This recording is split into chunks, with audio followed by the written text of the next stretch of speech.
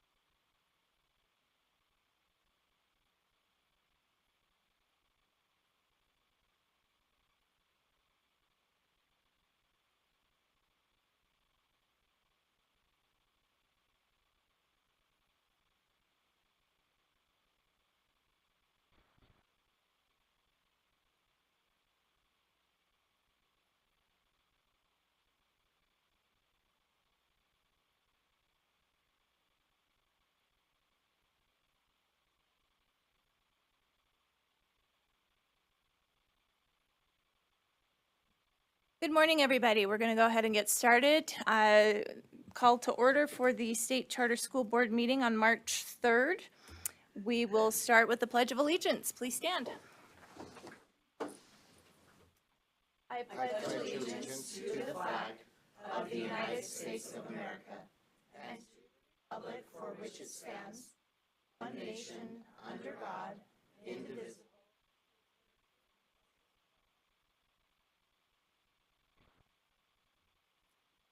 Thank you. Welcome to all of our people who are here today. Thank you to our staff. We know that it takes you extra time to get everything prepared and ready, especially for the quick turnaround with this meeting, back to back with last month's meeting that was a little bit later. So thank you for all your hard work for that.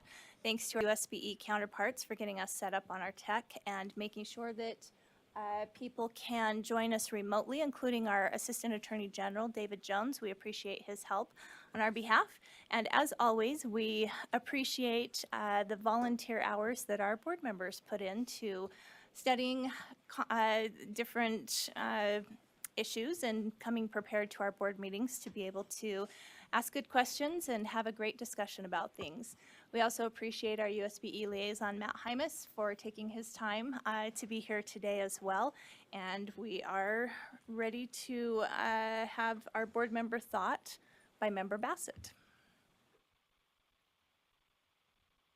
I chose today to share with you a piece of poetry. This is a poem I appreciate by one of my favorite poets. The Art of Disappearing by Naomi Shihab Nye. When they say, "Don't I know you?" say no. When they invite you to the party, remember what parties are like before answering. Someone telling you in a loud voice they once wrote a poem, greasy sausage balls on a paper plate, then reply. If they say we should get together, say, why?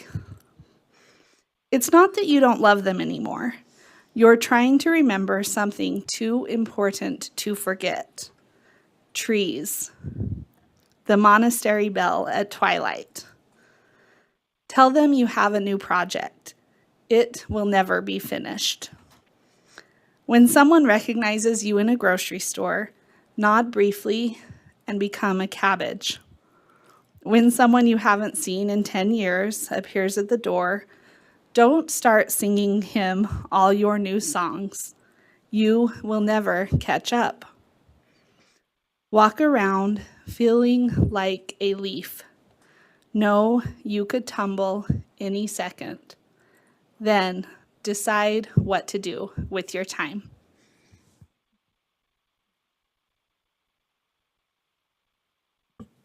I had to let that sink in for a little bit. That was profound. Thank you for sharing that. We'll move to the board chair report. I don't have much except that it's spring and sandals are in order, so that makes me happy. And what's that? It's pedicure time, yes. Very important things. Okay, Director Lambert. It's only been 3 weeks, but I almost forgot to turn on my mic. It seems I've been out of practice. For the director's report, I just want to again share some updates with you and some good news. So again, the trainings. Last month, we had 18 separate trainings. The reason for the big increase is that our vendors have done more this last month. So we had 15 of those trainings were done by our vendors and 3 were done by staff. Just some highlights, the director's monthly meeting had 69 attendees and 36 additional views. The board member monthly training had 19 attendees and 14 additional views. The teacher training, again, this has been new this year, so we've only had a few. So this is the highest number of live attendees. When we first started, I think we had like 9. So it's getting the word out and apparently positive, so that's good. So we had 42 attendees with 93 additional views, and you can go back yourself and view it. It was our own staff member, Andrew Vardestone, that did that training this year. And last month, I found it super interesting, some of the information that he shared. So you may want to check that out. I also do want to note, one of our vendors is Ed Directions, and we finished up their training. What they were doing is focusing on K-3 reading. That was what we got from the field of our schools of a need that many of our schools wanted to do. And so what they did is they identified 3 schools that have done really well in reading on grade level and in early grades, and they looked at the practices that these schools were doing and were able to showcase. So it was kind of a merge between training and mentoring, and actually facilitating the mentoring of those schools doing really well and helping other schools. And so it was well received in terms of that. So those were our trainings this last month. Oversight, I'm just the new, so we received 4 new complaints and we closed out 1 complaint this last month. Compliance monitoring, we had a bunch that were from last year that, not last year, I keep saying year, it's month. Anytime I say year, just think month right now. But the prior month, we had a lot of compliance monitoring being opened. That had to do with the financial, because we have the financial audited statements. So we didn't have any new this month, and we closed 1 this last month. Notice of concern, we only have 3 new, but we were able to resolve 15, and that was at the time this was done. I happen to know that there was a few more that we have since been able to resolve since this PowerPoint was created. And we currently have 5 schools on warning and no schools on probation, and also no schools in closure. So those are our oversight numbers for the month. Visits, we had 23 visits with 14 schools, and that includes both in-person and virtual. One thing that we found is that's very interesting is that when we visit a school, it can sometimes lead to other visits for like deeper and additional support. So for example, we may have a virtual visit with a school that then leads to an in-person visit, or coming and doing some training with their board. And so we're not just focusing on the overall number, but how deep and how effective those visits are. And so we're starting to do that, and I think you saw that this last month. What are we achieving with these visits? Just in thinking about these 23 visits, we did some improving in relationships with maybe like a school where things maybe weren't going as well. We were able to go and have a very positive experience with the school. We also attend board meetings, and sometimes that's just attending board meetings, and sometimes that's training at those board meetings. It's also to better understand the school and the context. So whenever we have a complaint or a missed metric, it goes through our R&R process, which stands for review and research. The idea behind that part of it is that we don't just take things at face value and there aren't any automatic triggers. Part of that is also being able to understand the context. And so the more that we go and visit our schools, the more we're understanding the general context of the school.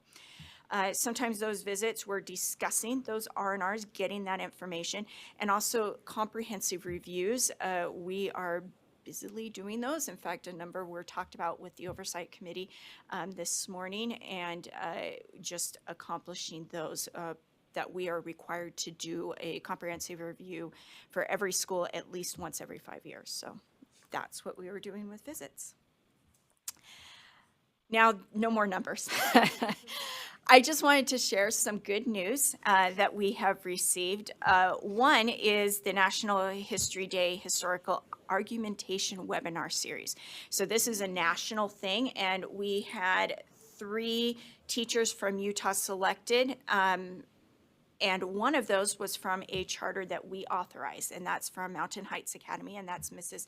Carly Genther. So congratulations to them. And also there's the Samsung Solve for Tomorrow, the state winner. So of all the schools in the state, Mountain Heights Academy was chosen for that. So we can. We also want to highlight, so we all probably are at least aware of the Springville Museum of Art, and we have a lot of great artists in our schools, and a lot of our schools do have very strong and robust arts programs.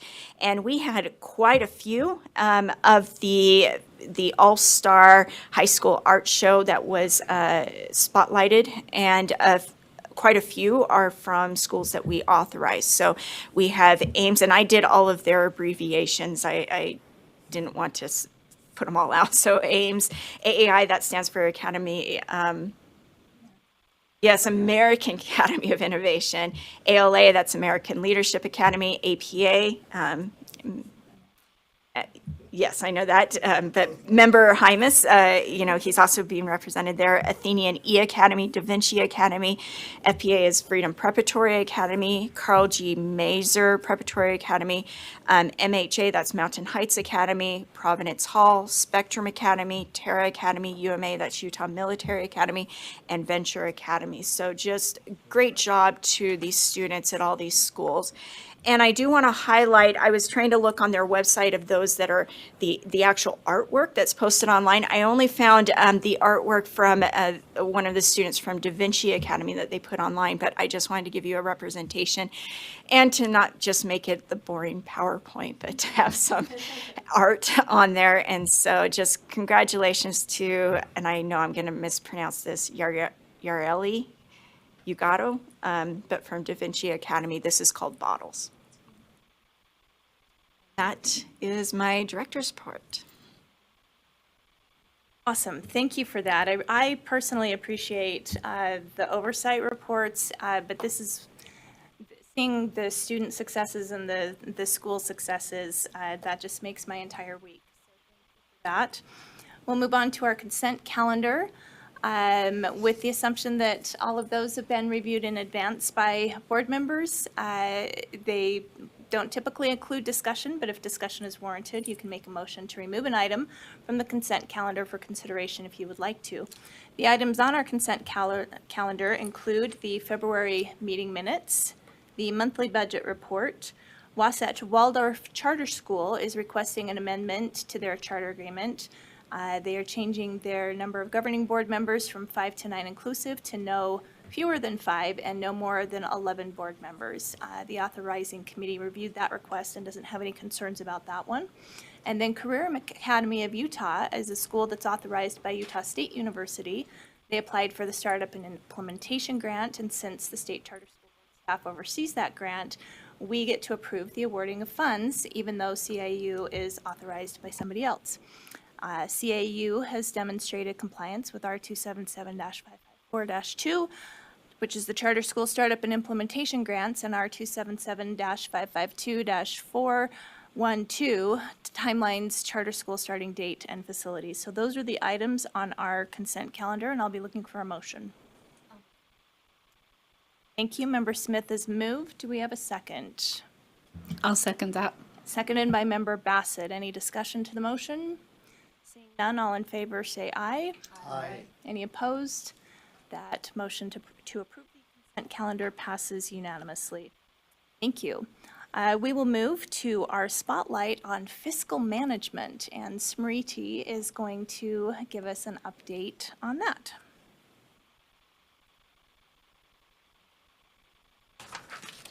Hello and good morning, everyone. Smriti Dhakal here, Financial Compliance Auditor with the State Charter School Board. I am here to present and celebrate the financial success of Scholar Academy, chosen as part of the Financial Spotlight for Excellence in Financial Management. So the school started in 2012, and here we have their enrollment data starting 2015, and you can see that school has shown a steady increase in enrollment over a number of years. Moving on to the financial section, the school has not only met the financial metrics target requirements, but has excellently exceeded, all of those indicators. Looking into some of these indicators in more details, the first one being unrestricted cash. The school was at about 1.2 million in 2019. With a steady increase in 2020 and 2021, the school is at 1.7 million. That means that the school has unrestricted cash, meaning they are able to use those cash without having any restrictions for all the purposes that the school desires to use those cash for. And unrestricted days cash on hand, you can see that it was at 77 days in 2019, 88 days in 2020, and 2021, the number was at 104 days, which means, again, the school is, the school has, it's how many days a school can pay its operating expenses, I'm a little confused here. So basically, how many days the school is being able to meet their requirements without any inflow of cash. So moving on to debt to asset ratio, the ratio defines the total number of debt relative to assets owned by a company. So we can see the DTA has declined over the years from 0.92 to 0.9 to 0.87. The target is, according to our CSAF matrix, which is Charter School Accountability Framework, that the target should be at least 1 or less than 1. That's what is preferred. Okay, moving on to the current ratio. The school was at 2.43 in 2019, 2.62 at 2020, and 3.11 in 2021. And moving on to total audit findings, we can see that school never had any audit findings since 2019 and 2021. That's just 3 years that we've looked at in order to bring up this presentation here, which is quite remarkable. Okay, and congratulations, Scholar Academy, achieving excellence together. And it's my honor to introduce to you all Trail Gailey, who's the school director. She's here to share some of her thoughts and the secret recipe behind the school's financial success. Thank you. Hi, everyone. Thank you so much for spotlighting us, and it truly is an honor to be spotlighted. Just a couple of things I just want to share is I am so grateful for my board. I have a really good relationship with my board, and we have a great understanding of mutual respect to be able to govern and to allow me to do the day-to-day affairs of the school. Honestly, our policies and procedures that are in place to guide the financial affairs of the school and ensure that the proper controls are in place have been absolutely beneficial to scholars' financial status. And finally, I just feel like the communication that I have with our charter school service provider, Academica West, has been amazing and fantastic, and I truly do appreciate all that they help with in regards to holding our regular finance meetings with our accountant and our finance board member that we can talk through and make sure that we discuss the cash position of the school. And I just am very grateful for Scholar and for what we're able to do. Go ahead, Director Lambert. I just want to echo congratulations to them and just kind of speak a little bit from my point of view. And I apologize to the finance people out there like Smriti and Stuart, but I know that it's maybe not as of a sexy type of thing to maybe talk about, but it's so meaningful because they are in a good financial position. They're able to do some really amazing things for their students, and they're able to have the amazing hire and retain, the amazing teachers that they do and staff that they do. I just also want to give them a personal shout out that some of you may have read in the news that they recently had, some challenges just with with one of their students, but the way that they were able to handle it was so impressive. And the way that their whole community just wrapped around that school and just being able to do that, I'm not saying that money caused that, but because they don't have to worry about the money and the financials, they're able to focus on what's important, and they do that at that school. And I bet, Trey, if you want to just maybe share some of the amazing programs that you guys do or things that you're able to do, because I know that you do quite a bit. You're right. We do a lot and we have a lot of fun. I will just be really honest. One big thing that has been really exciting with our kiddos this year is we have a Teton Science School trip that is planned for our 8th grade kiddos. They will graduate from our school and move on to the high school. So we are planning that trip for our kiddos. There is some of the costs that will be buffered by the parents, but super excited to take our kiddos there. We also have an amazing social and emotional learning curriculum that we have been able to implement here at Scholar that has really helped us these last 2 years in this pandemic, and being able to provide our kids with the supports that they need and to be able to, what's the word I'm looking for, to allow them the opportunity to share their feelings. And we have an amazing school counselor on site that is fantastic, and she has gone above and beyond in so many things these last couple of years. We feel really blessed. We have a great community. We have a great student body. I have been here since the school opened in 2014. I was a teacher and been able to learn and grow, and I love these kids very much. Director Gailey, Thank your you. passion for those kids comes right through the screen there, and Director Lambert's correct. When you are well managed financially. It just removes so many barriers and allows you to implement programs that benefit your student population like you would not be able to do if you were concerned about the finances. So thank you for your diligence and your good work with the students and the care and compassion and passion with which you conduct your position as director, and all of your team members as well. You've got a great team there. Thank you. Any other comments or questions from board members? I think most of them are too emotional to make any comments right now. Thank you so much for being with us today. We're so proud of Scholar Academy and the achievements that they've accomplished. Thank you, guys. Thank you. Oh, Director Lambert has one last thing for you. Just so you know, we do have a certificate for you, and we will be mailing that to you. Fantastic. Thank you. Thank you so much for being with us today.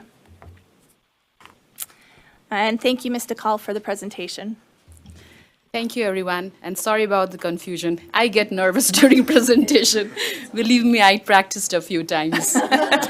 You did about just that. fine, and we are Thank so you. happy to have you presenting. We really appreciated it. Thank you. Okay, at this point, we're a little bit early. I'd like to see Vanguard Academy. Do you have all of your people here?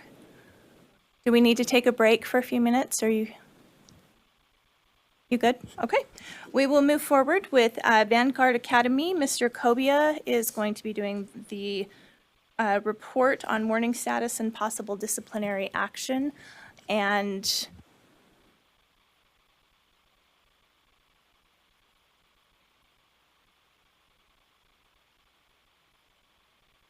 we'll have our staff presentation first, and then we'll go to the school presentation. You're welcome to sit there. Yes, you're just fine to sit up there.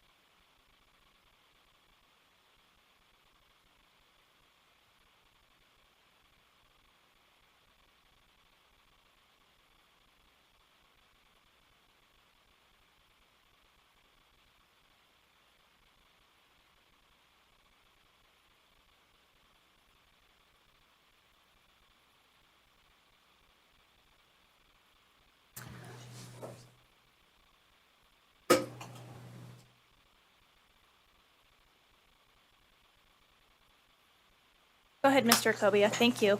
All right, thank you. I'm Stuart Okobia, the Financial Compliance Monitor of the Manager of the State Charter School Board. I'm here to talk about Vanguard Academy and give an update about their warning status.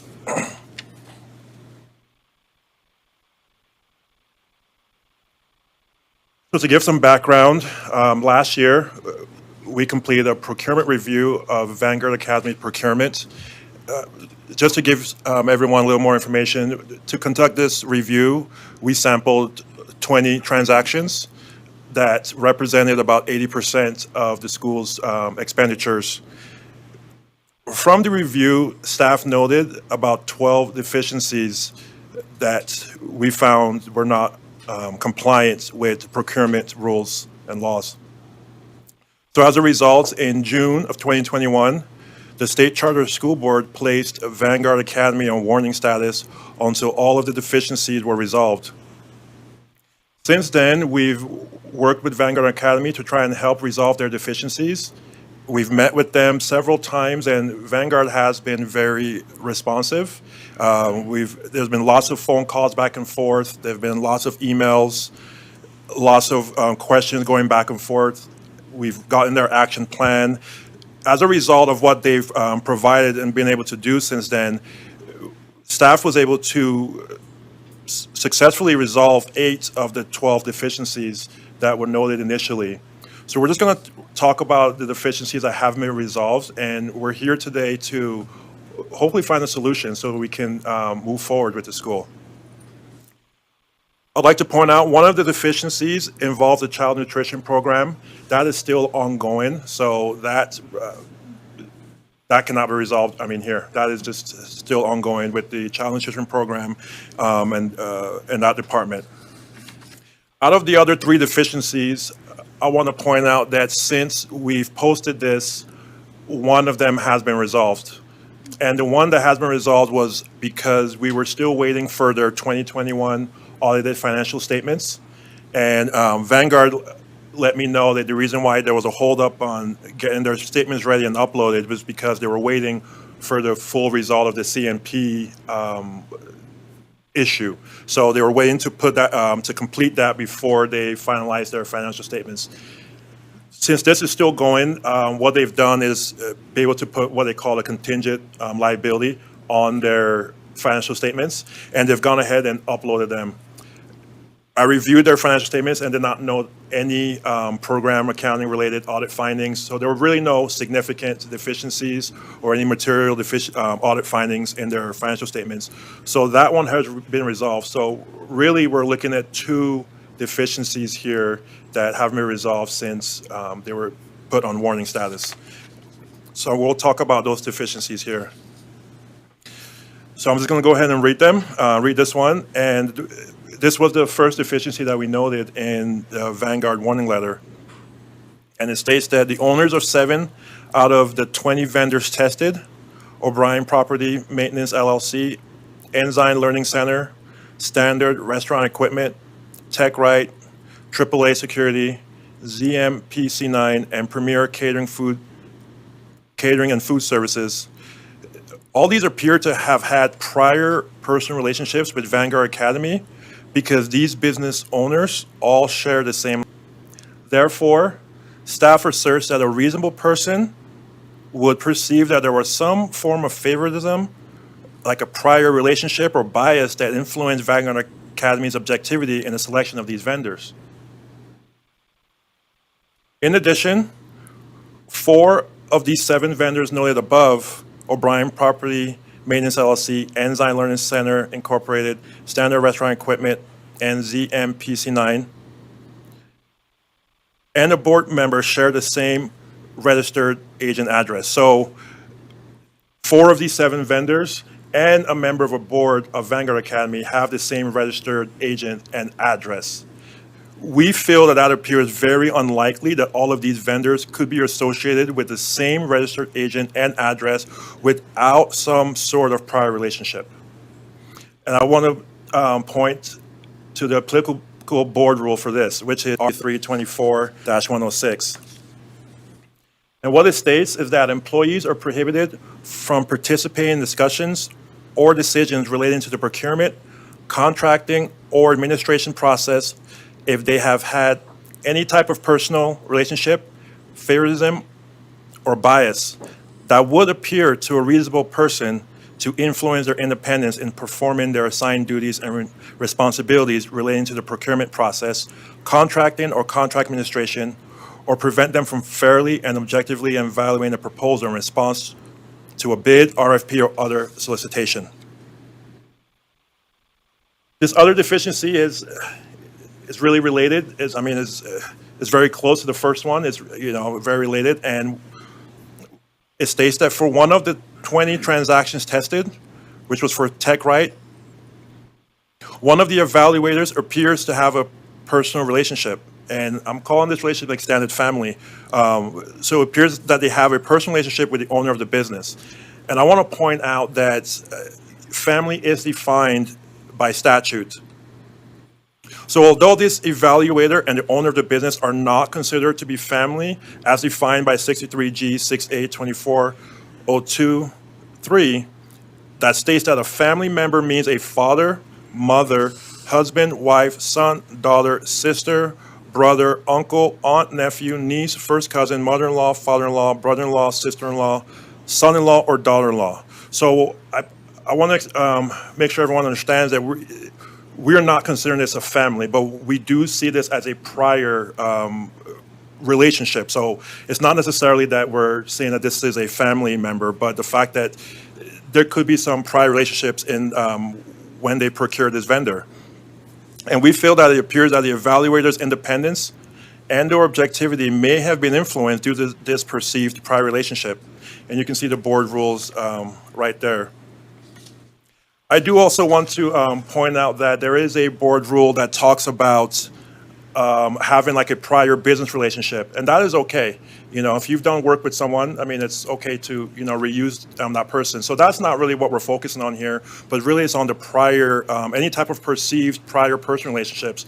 We feel like that could be an influence in or perhaps, you know, have an influence on their objectivity in choosing that vendor. This was a deficiency here that has been resolved, so we don't have to talk about this one because it's already been resolved. So just a quick summary of Vanguard is on warning, and we're here to try and resolve those remaining deficiencies. They've been on warning since June of 2021, and I do want to point out that Vanguard has been very, they've been good to work with. They've reached out, we've just really been back and forth, and they've really just, they want to resolve this. You know, I think they've reached out and said, you know, what can we do? We want to resolve it. So that's what we're here to discuss today. I'd like to pass it to our executive director to continue. Thank you. Yes, go ahead, Director Lambert. So I do want to just kind of add to that summary and talk and just kind of cover what we're not talking about and what we are talking about. So there's been a lot in maybe the press and in the community talking about maybe concerns over the lack of diversity at the school or connections to certain religious groups or certain practices and beliefs. We're not talking about that. I want to point out that charter schools are schools of choice. And we have quite a few charter schools whose mission serves underrepresented populations. And that's a benefit of charter schools.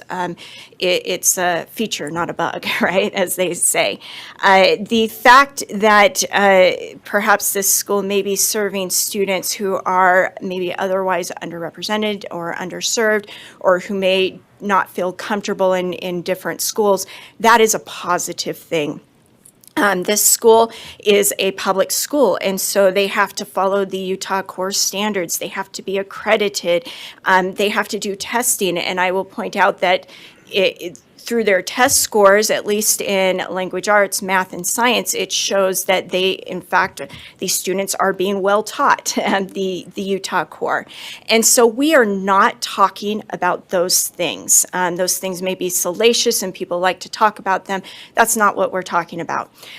We are talking about finances. And what our conclusion is that because of the nature of the relationships, we cannot assure that these the sacred trust, the public funds, is being sufficiently or adequately overseen by this governing board. Now, when I say that, what am I not saying? I am not saying that we have any evidence of fraud or any evidence of financial misspending. What we just cannot confirm that because of the nature of the relationships that there is adequate oversight. Now, we understand that the school, as Stuart pointed out, they are very interested in resolving these problems. And we have heard through the rumor mill and maybe looking at some of the recent agendas that we believe that they may be seeking to add board members to their board to help with that. As staff, we have we very much applaud that perspective, and that if that's what they're doing, we don't know that. But we do have some questions on that and some concerns that I just want to bring up. First off is so we do know that the school changed their bylaws so that the number of board members is 9. However, that now conflicts with their charter agreement, which says 7. So that would have to be something that is resolved and fixed. We also have a question that if they add a couple of board members, but all the other board members have to recuse themselves because of the relationships and potential conflict of interest, then how can the rest of the board make any decisions without a quorum. How could they operate? We also wonder, this puts a lot of burden on the shoulders of those couple of board members that they may add that may be from outside of their community that wouldn't have any potential financial conflicts of interest. And we would question would this be able to resolve it? Is it sufficient to overcome that? And then finally, it's been really hard for staff to really kind of investigate and know about all of the relationships. It was the motion of the board to look at the board members, the current board members of Vanguard Academy, and we did our best. But it's hard to really track down all of those relationships. We learned a lot, but if we were to look at and try to vet maybe new board members, that would be challenging. We would run into some of the same problems. So again, I think in summary, this isn't about any individual's beliefs. This isn't about the school's diversity. As long as there's no barriers to entry, the fact that maybe they're serving a specific population there's nothing wrong with that. But we just need to be able to assure to the taxpayers, to you, to everyone, that there is proper oversight, financial oversight at this school. And so that's what we're talking about, and it's what we're not talking about. Mr. Akobia, thank you for your presentation. Director Lambert, thank you for very clearly articulating what we are and are not talking about today. Board members, do you have any questions for Mr. Akobia or Director Lambert? Yes, go ahead, Member Phillips. And maybe I'll direct this broadly, if I may, Chair, to both Director Lambert and to Dr. Evans. And that would be, I know that in our some months ago, in our last board meeting where we were discussing Vanguard's situation, there was an extensive audit done on enrollment, and that, if I'm not mistaken, we were told that there was not any irregularity or anything against either statute or board rule that occurs at Vanguard related to their efforts to enroll. Go ahead, Director Lambert. So again, we're getting into some of those difficulties in trying to assure. We did take a look at the school, and just the fact that they maybe don't have a lot of ethnic and racial diversity in of itself is not a problem, because if that's all who applies to the school can't control that, right? We did ask the school to put up a banner to be more proactive in its advertising, so that that those that maybe drive by the school, that they could know it's a school. The school did respond, and they did that. They've only had to go to their lottery once, and that's something that we found, and I think that's what you're referring to. But in terms of, can we assure that no other students are discouraged? The fact that this probably is a school that serves a very certain community probably in of itself doesn't draw others to be interested in applying for the school. And so we did not find that there are concerns that that the school is actively hindering students from coming. Thank you. Vice Chair Bowles? I want Vanguard to be able to have an opportunity to respond. So I'm just going to ask a quick question. You talked about the deficiencies, but not as much detail relative to the child nutrition program. Can you give us a little more detail about the deficiencies you noticed around the child nutrition program? Yes, sure. So regarding the child nutrition program, the deficiency we noticed was involved in some of their contracting with the child nutrition program, but we didn't want to go too in depth because there is a child nutrition department, 20, 30 people, and they did an extensive audit on that. So during the audit, there were some findings noted. So I guess you can call it like the school may have to pay back some funds or whatever, and then they appealed that with the child nutrition program, and now they're just kind of going back and forth. They're trying to finalize the total amount of what may be paid back or what was not substantiated. So we're kind of letting child nutrition program really lead that, because I mean they're the expertise and they know the ins and outs of that. But that one is they're still finalizing the final details of the amount on that one. Thank you. Any other board member questions for staff? Okay, Vanguard Academy, thank you for being here. If you will just go down the line and introduce yourselves, your name and your position, so that we know who's here today, that would be very helpful. And then we look forward to your presentation. I'm Suzanne Owen. I'm the director of Vanguard Academy. John Williams, the CFO. Joy Palmer, curriculum director. I'm Grace Mitchell. I am the Vanguard Board Treasurer. David Mortensen of Foley & Lardner, outside counsel for Vanguard. Robert Breeze, outside counsel for Vanguard. Okay, and if I understand correctly, do you have a presentation for us? Yes. Yes, and Okay. can John run that, or do we need Stuart to run that, or how do we do that?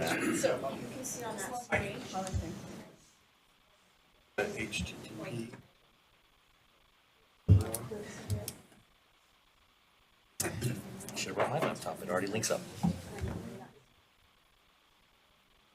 Automatically populates. Not yet. Wait for the slides.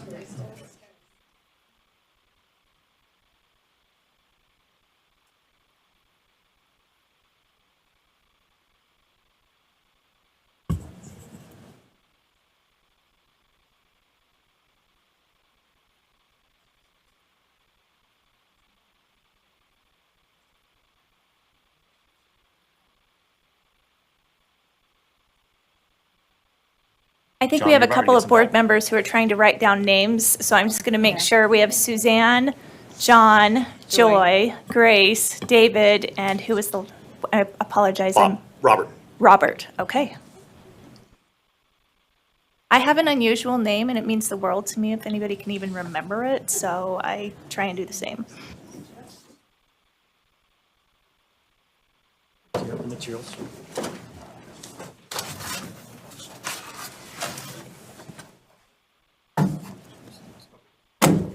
Do you?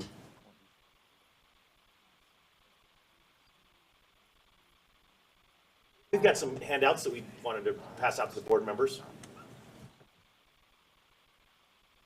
Is this, can you clarify, is this the handout that we were also emailed? Yes. Okay. Yes, it was. That's just fine then. I don't know who to give this. Pass them out, right? Sorry, it's not like a. Thank you very much for your help.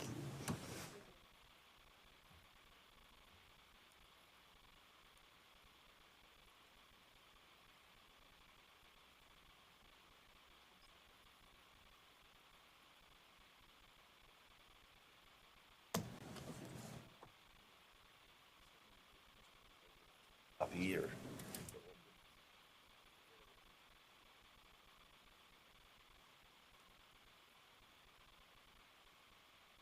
Others who want them, we have extra copies.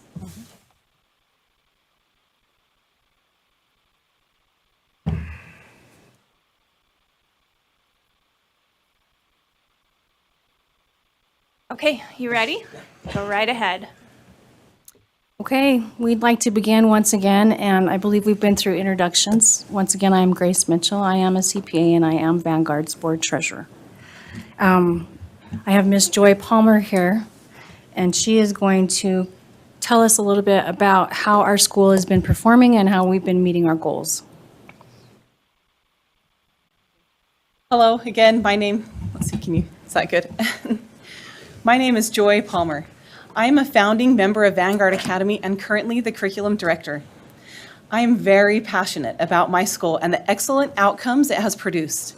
We are proud to serve a student body of 82% first-generation college students, which is much higher than the Salt Lake Community College rate of 56% first-generation college students.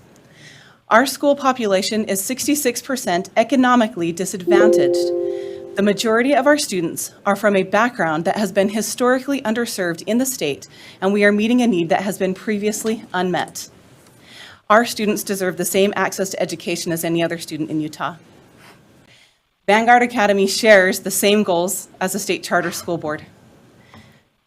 Thank you. The vision of the State Charter School Board says that every student has access to an excellent education that meets their unique learning needs. We have the same goal, and our emphasis is on the word every. Every student really means every at Vanguard, regardless of their background. The State Charter School Board core value of students first says that you are committed to superior results and engage in practices in which students succeed academically and are prepared for the future. We have the same goal, and our students are succeeding academically and are prepared for success in the future. The State Charter School Board core value of academic excellence says that you are committed to superior academic results and engage in practices that produce the highest quality outcomes. Vanguard is currently accomplishing this. We are a high-quality charter school. Vanguard's mission is to empower our students to excel in college and careers with exceptional math, science, and leadership skills, inspired by music and a passion for learning. Vanguard has consistently high academic growth. Vanguard Academy is currently and has a history of exceeding our charter goals regarding academic excellence and high-quality outcomes. One of our charter goals is that at least 95% of our students will complete a post-secondary academic plan. Currently, 100% of our students have completed a post-secondary plan. Another goal is that at least 80% of Vanguard students will graduate high school, calculated using the Utah's graduation rate formula. Our 2021 class had a 96.6% graduation rate. Another goal is that at least 50% of Vanguard students will graduate high school with at least 12 college credits. In 2021, we had 83% of our graduating class who met that metric, and we are already at 87% for the current school year, which exceeds last year. Another goal is that at least 50% of Vanguard students will reach a score predictive of college success on the ACT composite and/or individual subtests. In 2021, 66% of Vanguard students reached that goal. In the 2021 to 2022 school year so far, we have had 78 students receive a vocational certificate, 12 students receive a Microsoft Technology Associates, 65 students receive a Microsoft Office Specialist Certificate, and 1 Microsoft Certified Educator. Additional students will be taking certification exams during the second semester that will increase these numbers. Vanguard Academy is a high-performing charter school that the State Charter School Board can be proud of. And what I have heard in communication from our mentors and different ones, you are proud of us, and that you want to resolve our warning status and move our school back into good standing just as much as we do. We would like to reiterate that Vanguard Academy has one of the lowest cost per pupil and one of the highest performance and growth rates in Utah. With that, I'll turn it to Grace. Thank you, Joy. So we are really only down to 3 deficiencies, and we would like to address those audit deficiencies right now. 2 of those deficiencies are procurement issues, and one of them has to do with the CMP audit. I would like Mr. Dave Mortensen to go ahead and address the details on that. Good morning. Go ahead. Thank you. Vice Chair Bowles asked a question about the CNP, and let me, if I could, just give you a little bit of background and a status update on where it's currently at. Last year, in the spring, early summer period, the child nutrition staff members from USBE did 2 unannounced visits at the school at Vanguard, determined that there were some deficiencies in the counting, the way students were being counted for free lunch and for free breakfast, and in July of last year, issued a corrective action plan to the school. That corrective action plan had a number of items on there that needed to be resolved, and as Mr. Okobe has mentioned, Vanguard took that very seriously, immediately went to work, just like they've taken these deficiencies that they've been raised before. They've taken those very seriously, immediately went to work, and as of August 9th, received an email from CNP staff explaining that all of the CAP requirements had been resolved. And so all of the identified deficiencies under the CNP with respect to the corrective action plan were completely resolved as of August of last year. Now, that did not resolve, as Mr. Okobia mentioned, the fiscal issue. And in September of last year, the CNP, staff for USB, for the State Board, issued a fiscal action to the school requesting about a repayment of approximately $800,000 in funds that had been reimbursed to the school for meals served to students at the school. It also included with it an appeal procedure, which the school has elected to pursue. And we filed an appeal.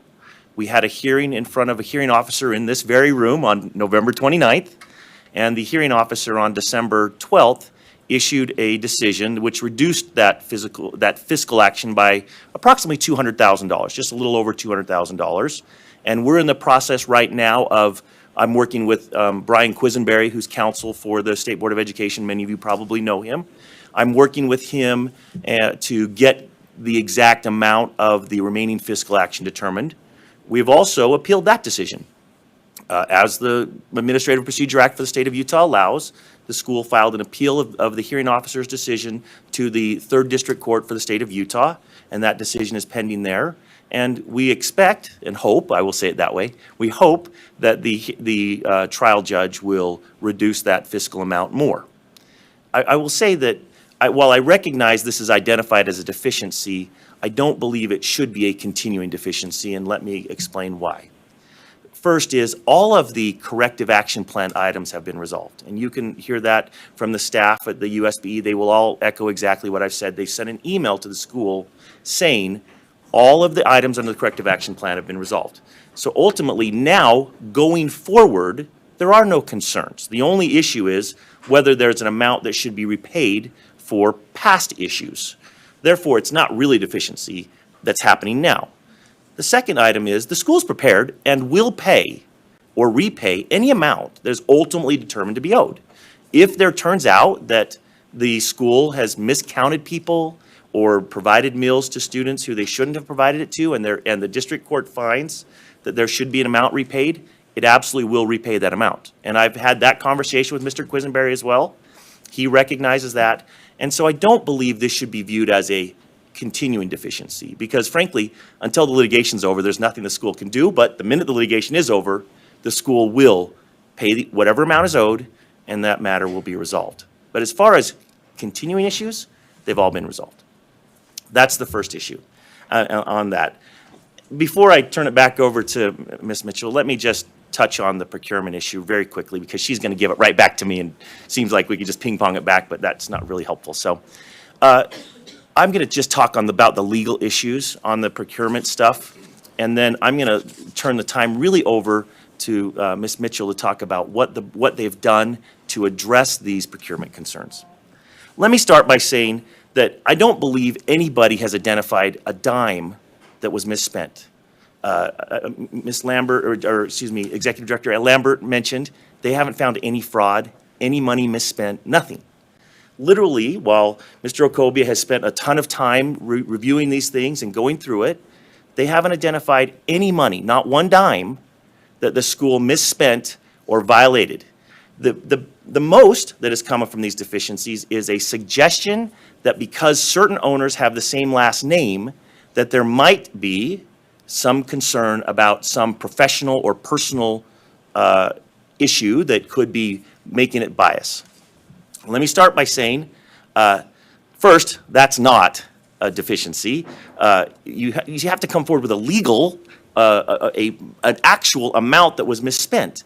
And there's been no procurement code violations whatsoever of any kind identified by anyone.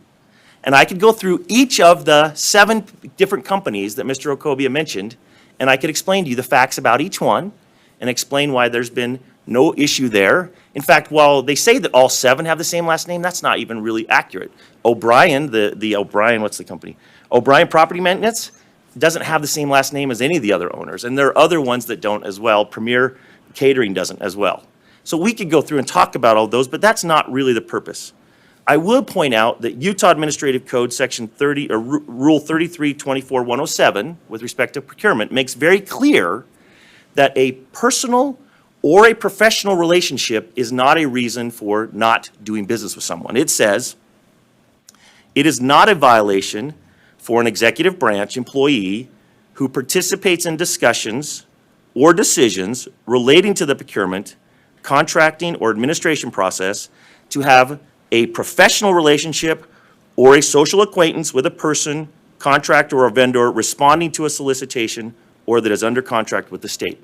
In other words, the fact that they have the same last name does not make it a violation.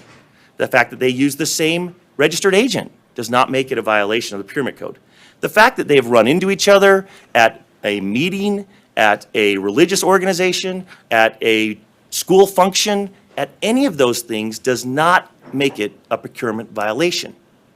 The procurement violation comes if you have an employee who is making the decision about who to hire, and it's a family member or an employee of a family member who is the one doing the bidding.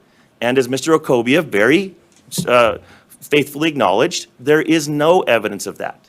You don't have any situation. The closest you come is the TechRight case, the TechRight, where you had one of the evaluators was formerly married to one of the distant cousins of the owner of TechRight. Now, keep in mind, that's not a family relationship that qualifies under the statute. You have to be a first cousin. A distant cousin doesn't qualify. But that evaluator wasn't married to that person any longer. It was a long past relationship that was no longer a violation of the procurement code, even if they were first cousins, and they're not. Ultimately, there's been no violation of the procurement code, none whatsoever. There's some concerns that there might be a violation of the procurement code, but with all of the investigation that's happened, they haven't identified any. I could go through and explain to you why each of the items on here are not accurate and explain why there's been no violation. I could explain that, for example, the Ensign Learning Center is not a procurement situation. It's a lease. It's their landlord. I could explain to you that that lease was submitted to the staff and that they approved it, and that lease is actually a lower percentage of the school's overall funds than is actually that is encouraged by the staff. I could go through and explain that there's no family relationship. I could explain that the one person who was previously involved is no longer even with the school. I could go through and explain all of those items and explain why in each of these situations either the owner isn't a family member, isn't related, or doesn't even have the same last name. But frankly, you all learned about all of those issues before you issued the warning letter. The question isn't what the past is. The question in front of this board should be, what has the school done to rectify those things? And that's where Ms. Mitchell comes in. So I'm going to turn the time back to her.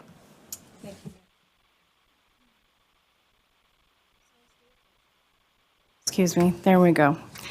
Okay, so as Dave mentioned, we really are only dealing with the two procurement items that were deficient. I would like to now address the audit deficiencies and what we have done to remedy those deficiencies. In June's board meeting, Vanguard was given recommendations on how we could resolve the audit findings. We took those very seriously. One of the board members recommended that in order to have a good purchasing process, it must include three things. One, a good procurement process with adequate information. Two, a conflict of interest disclosure. Three, a director and board members that are not conflicted. Next slide, please. I want to first address the procurement process that we have implemented. To get a good procurement process that would include adequate documentation, we contacted the Utah Division of Purchasing and General Services and have adopted their forms and policies, their procedures, and everything that makes up that good procurement process. They also have a really neat little service that they call the Courtesy Posting Service, where we can post any procurement packets and get a second check on where our processes are deficient so that we can make them rock solid. We have been using this service to get a review check on our processes. If you direct your attention to the handout that we have passed out, you will see an example of the forms and policies in action. You will see our procurement policy, which has been updated to include a non-discrimination policy on page 7, if you'll turn to page 7, stating that we do not discriminate against any vendor in the vendor selection process. This policy has been approved by our board. And then if you turn to page 51, we have also included an example of one of the procurement packets that we have been using to select our vendors. It includes a checklist that we have implemented that we are now using to make this process more complete. It also includes a small purchases form that has been adopted from the Utah Division of Purchasing and General Services. It also includes a signed evaluator conflict of interest statement, all of the information on each vendor, and the final purchase order. This improved process satisfies the requirement for a good procurement process with adequate documentation, and also demonstrates that we have adequate conflict of interest disclosures in our procedures now. The third recommendation was that the Vanguard have a director and board members that are not conflicted. Would you want to go back to that previous slide, John? There you go, thank you. When I review the procurement process in relation to conflict or independence, I see this process in 3 levels at our school. At level 1, it is crucial that there be independent, non-conflicted selection committee members. This is where the vendor is selected. This is where the strong conflict of interest disclosure is absolutely necessary. Once that vendor selection is made, it moves on to level 2, which is the director's approval on purchases over $1,000. This approval is not necessarily vendor selection. It is the level in which the director determines that this purchase is compliant with the board's vision for the school. If it aligns with the school vision, the process moves on to level 3. In level 3, the finance committee determines if the funds are available and if the purchase is within the approved budget. The key place where the independence is crucial is at level 1 with the selection committee. Once the vendor is selected based on a non-discriminatory process, the other 2 levels should not be an issue, even if there is a perceived appearance of prior relationships. Next slide, please. However, based on the recommendations of the State Charter Board, we have included extra measures to help the State Charter Board feel more comfortable that our procurement process is indeed independent in both fact and perceived appearance. We have modified our board to include additional independent, non-conflicted members. The board has also selected and hired a new non-conflicted director that will assume those responsibilities effective immediately. We feel like these measures will give the State Charter Board the reassurance that it needs that any financial items will be transparent and non-conflicted. We have also created a procurement oversight committee that includes 3 to 5 members, the majority of which must meet the requirements of statute R33-24-106, paragraph 1, which addresses personal relationship, favoritism, or bias participation prohibitions. All vendor disbursements that may be perceived as conflicted will be reviewed by this committee. Another measure we have taken to ensure complete independence and compliance within the procurement process is implementing an independent auditor that will audit the procurement information on a biannual basis and issue a special report in addition to the required annual audit that Vanguard normally completes. This outside auditor will eliminate deficiencies if they arise in the future so that our processes will be continually compliant.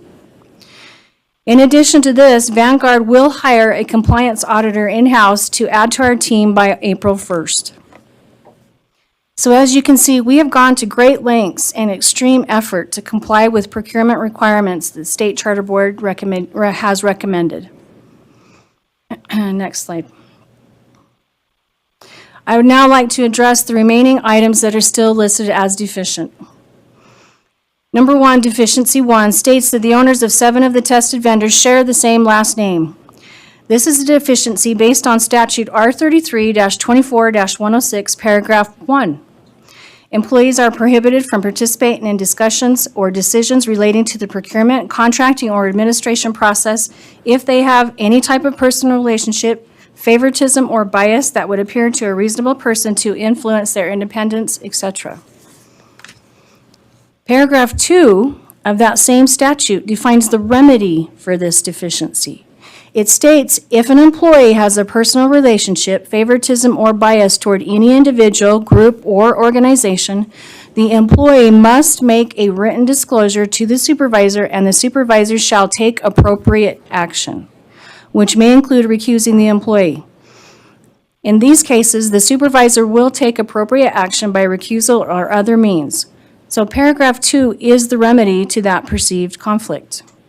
The vendors listed in deficiency 1 and 9 initially passed the requirement that is stated in the procurement guidelines. However, Vanguard has really strengthened their procurement process. It has implemented a new and improved independent procurement process and has done this through its amended policies, an upgraded vendor selection process, the practice of a written notification of conflict, the process of recusal, and we've added a blind vendor selection as appropriate actions to remedy this perceived deficiency. Now, I'd like to address deficiency number 9. Deficiency number 9 states that one of the vendors, TechRite, has a prior relationship based on an extended family member. But as Mr. Akobia and the statute he cited pertains to TechRite, its owner doesn't fall under the definition of a family member. This perceived conflict is remedied as per paragraph 2. This issue is resolved with the changes that have been made in our processes, administration team, and board infrastructure.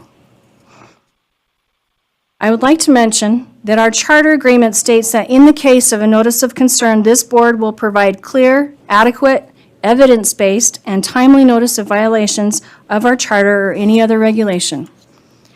So Stuart and I have been working back and forth, and it's been really good working with Stuart. I appreciate that. But I did ask Stuart, I posed the questions because it has been difficult to address deficiency 1 and 9. And so I asked him, how do I resolve this deficiency without being discriminatory? I would like to direct your attention to the information in your handout, and if you turn to page 19, you can see this exact vendor selection process involving deficiency number 9, the perceived conflict. If you move through the process, you can clearly see that the vendor that has all the requirements and the most cost-effective bid ultimately was TechRite, the vendor that was deficient in number 9.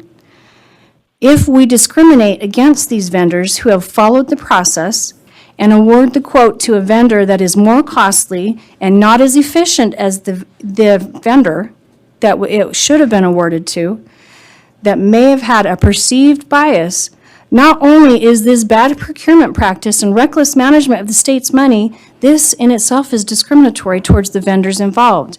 This could open the door for legal action against Vanguard for discriminatory practices. To do so would violate state procurement statute 63G-6A-102, which is the purpose of the procurement process, and I quote, "The underlying purposes and policies of this chapter are to ensure transparency in the public procurement process, to ensure fair and equitable treatment of all persons who participate in the public procurement process, to provide increased economy in state procurement activities, and to foster effective broad-based competition with the free enterprise system." Knowing all of this, I would like to once again go through the things that we have done to remedy everything and to help you feel more comfortable with our procurement processes. Step 1, we do an evaluation based on statute requirements with adequate documentation. Step 2, if there is a deficiency in perceived conflict, the selection process will revert to a procurement oversight committee made up of 3 to 5 members where the majority is non-conflicted and meet the requirements of statute R33-24-106. And step 3, a blind vendor selection process recommended by the State of Utah Procurement Division would also be used to eliminate any perceived conflict issues. You know, I spoke with a senior auditor with the Utah State Procurement Division who told me by using these processes, it would be impossible to have any conflicted issues with respect to statute R33-24-106, real or perceived. If the statutes and law have been met, there is no conflict and we cannot discriminate against any vendor. We have taken these things very seriously. We have addressed each type of these deficiencies and have taken appropriate action. We believe that we should be taking off of warning status. Next slide. It is our goal, and has been our goal from the very beginning, to give students of any community a place where they have an opportunity to succeed in places they normally would not. A place that is safe, that includes academic and career opportunities to shape that child's future, so that they may one day become a valued member of society and improve the community that we live in. In conclusion, what it comes down to is that our charter states that our goal is to educate students and give them an opportunity to succeed in a place where they would otherwise be unable to succeed. We have met our charter goals, including our procurement process requirements. We are a high-performing school. We share the state charter board's goal of non-discrimination based on religion, ethnicity, or any other basis. As noted previously, 82% of our graduates qualify as first-time college students. Vanguard is currently serving one of the most underserved communities in the state of Utah. It is our hope that Vanguard will be able to continue to serve those students with a removed warning status. We appreciate your time and all your help in improving our school. Thank you. Thank you for your presentation today. Board members, questions? Or Director Lambert? Go ahead, Member Phillips.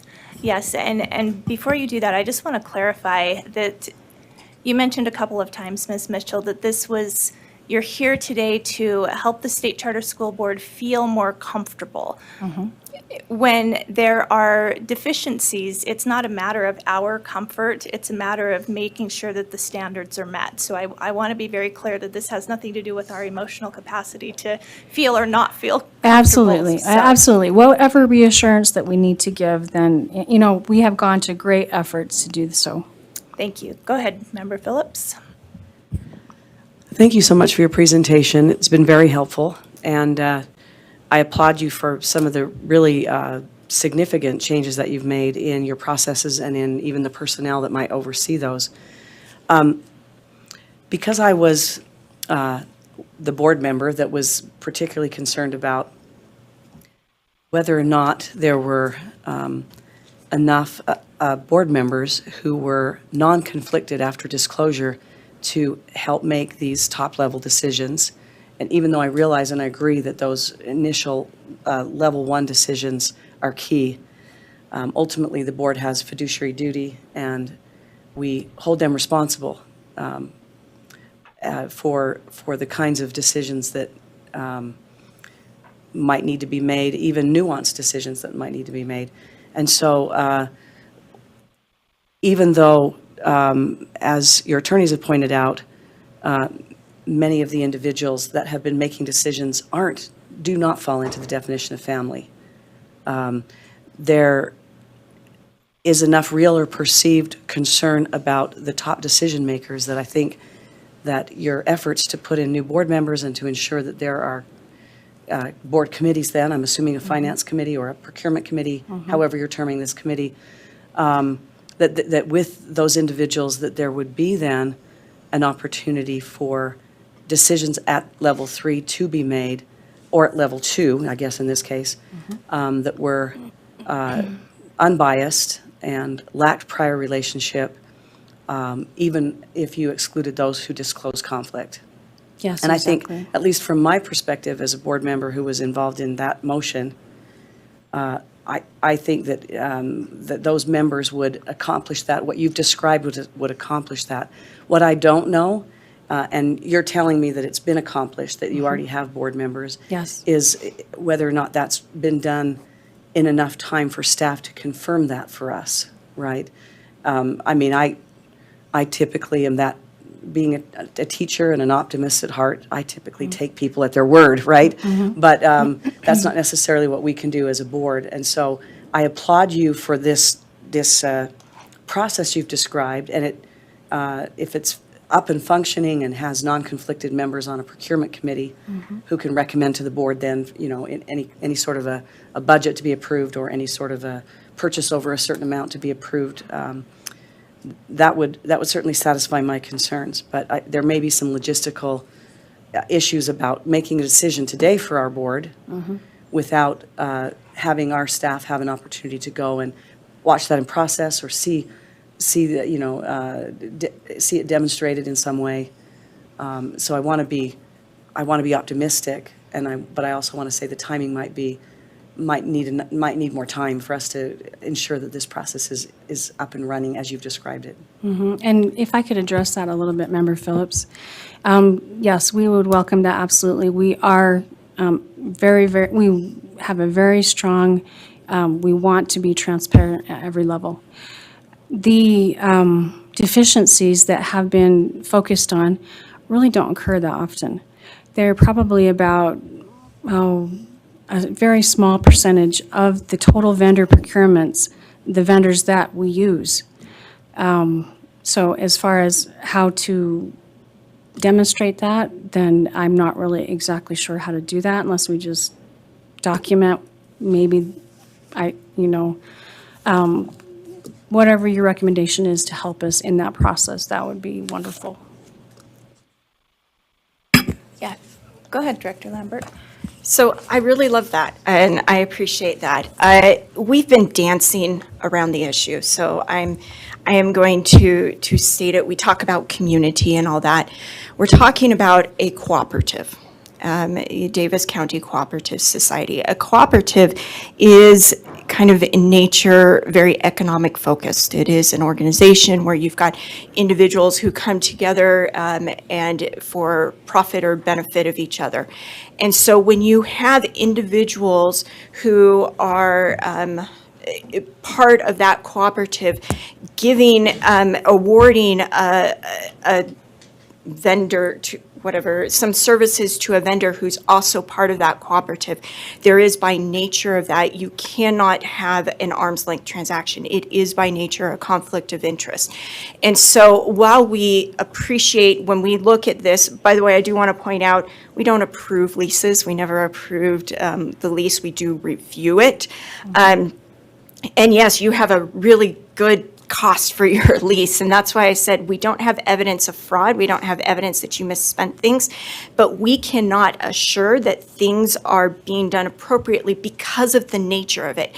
And it's tough. I get it why you get frustrated on that, but it is the nature of what we're dealing with. And so what we need is we just need that arm's length transactions. Having a disclosing conflict of interest isn't sufficient. Having just the procedures in of itself is not sufficient. It's got to address that core issue. And so, if you bring on some individuals who are not part of that cooperative, and so there isn't any potential of, where you're self-dealing or potential benefits, that is a positive thing. I still reiterate just a concern that we have. What happens when the rest of the board has to recuse themselves and you no longer have a quorum? And so these are things that we want to work with you on. I really appreciate your openness to it. And I do want everyone to know that, yes, what we have received, and Stuart, I know, has worked a lot with sorry, I don't remember your last name, but Grace. And he has related to me just how wonderful you've been and open in trying to resolve these things. But we do need to just maybe do a little bit more so that we can assure to the taxpayer about the sacred trust that we are allowing you as a public school to be able to use these taxpayer funds. That's really at the heart of what we're talking about. We aren't talking necessarily, even though we're trying to dance around the issue and saying like last names and things like, that's really not the issue. It is that economic benefit. It's got to be arm's length transactions. And may I respond? Yes, I completely agree, Member Lambert, Director Lambert. As far as that goes, I believe that we have accomplished that. I believe with our Oversight Procurement Committee, that accomplishes that in itself. It is anything that has anything to do with perceived conflict. It brings in the two board members that are not part of the cooperative and makes it an independent process that is transparent. Go ahead, Member Smith, question? So It's not a question so much as commentary. The first one is thank you so much for all of your work and your preparation. I echo everything that Member Phillips said about it's laudable what you have done. I'm concerned a little bit. I would like to see you go through the process to amend your charter or do whatever else is necessary to make sure that it's all tidy and nice with those extra board members. The other commentary I have is I hope we as a board are really careful about not taking action against schools that have not committed a violation. There is no evidence of a violation. Just the fact that we may be uncomfortable with an appearance is not actionable. As your attorney so aptly pointed out, show me where they did it wrong. And if you can't, then we have no business in causing them issues, right? Bring me an actionable item, not a we feel bad about this, we don't really like this, this looks funny. If the problem, in fact, is the membership of board members in a cooperative, and then we perceive that as self-dealing, then we've got to look and say, does this fall into violation of statute or rule? I don't know if it does or it doesn't, because I'm not an expert.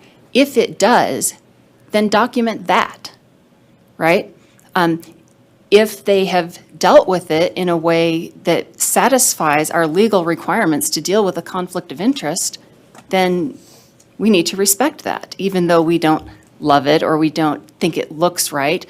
If they're behaving legally, we should be respectful of that. Those are my comments. Yeah, go ahead, Director Lambert. I do not think that this board intended to break the law. I'm with Member Phillips that yeah.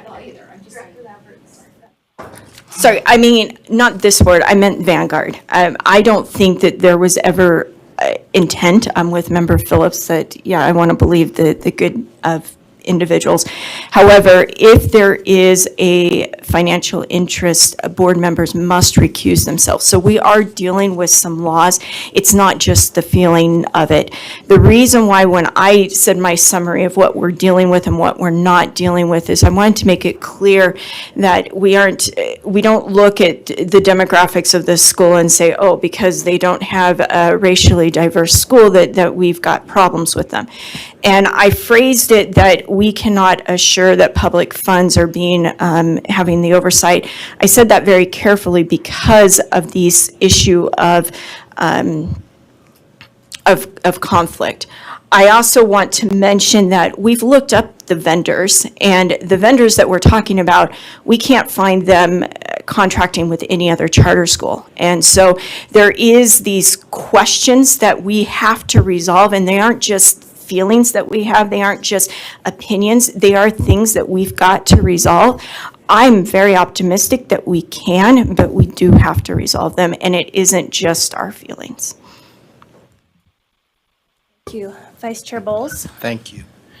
Thank you for working hard to resolve issues and to put a process in place moving forward. There's not always something we can do about what's in the past except try to resolve that, but most important that you have a process in place moving forward that's appropriate and that you're trying to do what's right. Let me tell you what happens. You started with really a wonderful discussion about the successes of Vanguard, and those are commendable successes. And I think we can look up Vanguard Academy and find that echoed other places, the strength and success. But let me tell you what happens when a financial concern arises. Everyone forgets the success of the academics. Having been in that position before as a school leader, I'll tell you that it's very uncomfortable when that happens. A procurement process that was in place prior to me, even a sole source procurement, that you have to be really careful about those sole sources, and that an individual we were their only customer. Kind of, Director Lambert is saying that this is the only customer in some places. I'm talking when I was the superintendent in the Davis School District, and we were the only client of this, of this particular vendor. Well, it started out, I think, very innocently, but those kinds of things grow over time unless someone says, let's look at the process. That over time, with 3 superintendents ahead of me, that millions of dollars were actually taken illegally, Title I dollars. Those things, then everyone forgets that you're doing anything academically successful. The other piece of it is, the reason we do that is to protect the academic success. Keep all the financial things in play, everything above board, so that the curriculum shines through, that academic successes shine through instead of, there's something wrong going on instead. The other reason we do is because we have to also protect vendors in our community to have equal opportunity to apply for funds, right? Even if we know, oh, I could go here and get that and it'll be fast and easy and I don't need to go through this procurement process. I heard those arguments a lot. We could just do this. We can prepare food for this activity and do it much less expensively than going through a procurement process for a vendor. But we have to, these are public funds. We go through a process so that individuals have opportunity to benefit from that, to provide service, to run their businesses. We're not stopping their businesses or limiting their businesses. We give them opportunity to provide business if we need it. And so they should all have equal opportunity. So my point of saying all of that is there's real reason for us to be very careful with each school, and it's for your benefit too. So the academic successes can shine through, so we're taking care of all of the vendors in our community as well, so that they know we're transparent, as you already said, and above board, and have good processes in place. So I'll come back to thank you for putting good processes in place, that you're going forward. It's for a really important reason that you do that.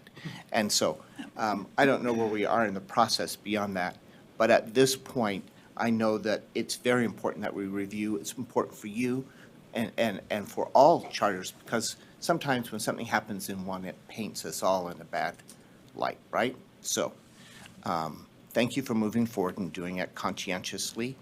And I commend you for that. There's a real reason why it has to happen. Okay. Any other board member? Go ahead, Member Phillips. I just want to make maybe my last comment. That doesn't mean that others won't have any, but I'm very, very encouraged by what you've put in place. And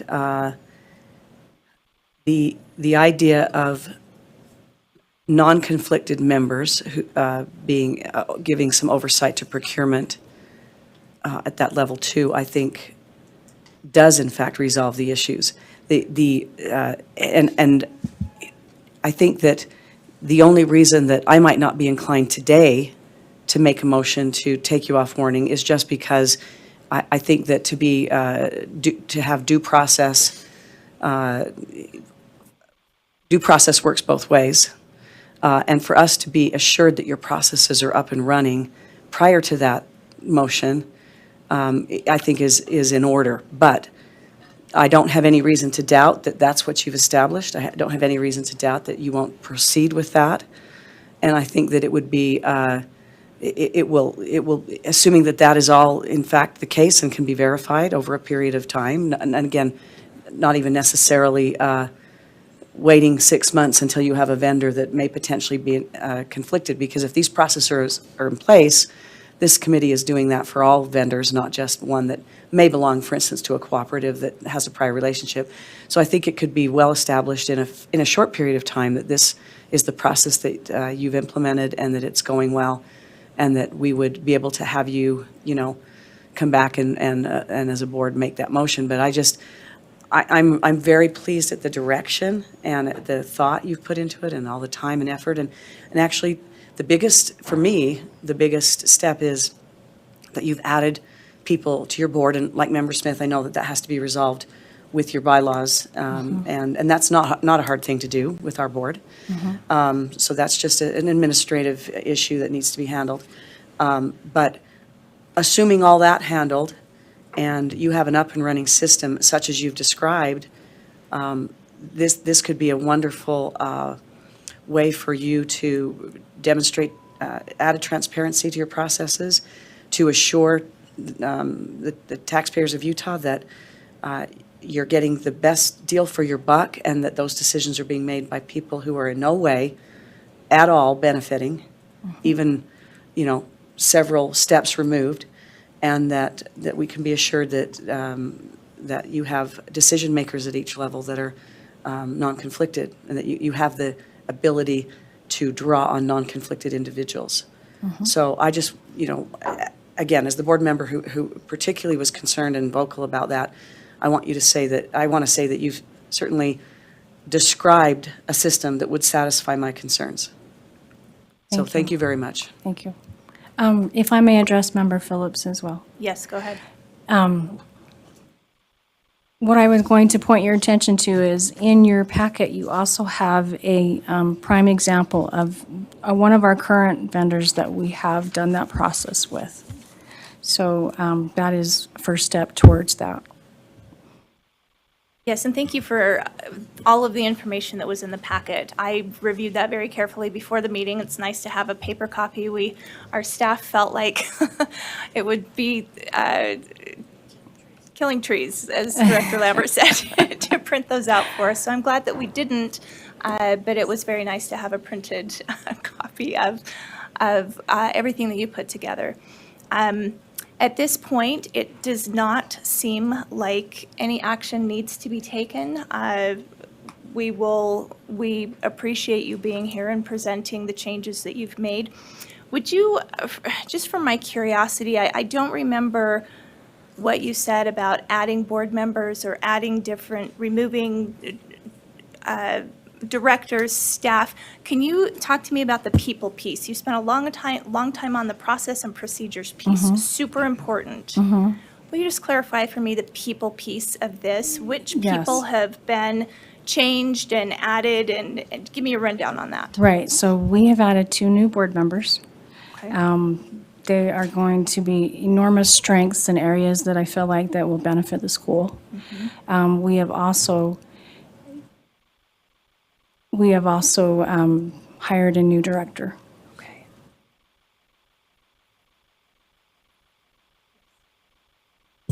I just want to ask in terms of administration, is this a new executive director?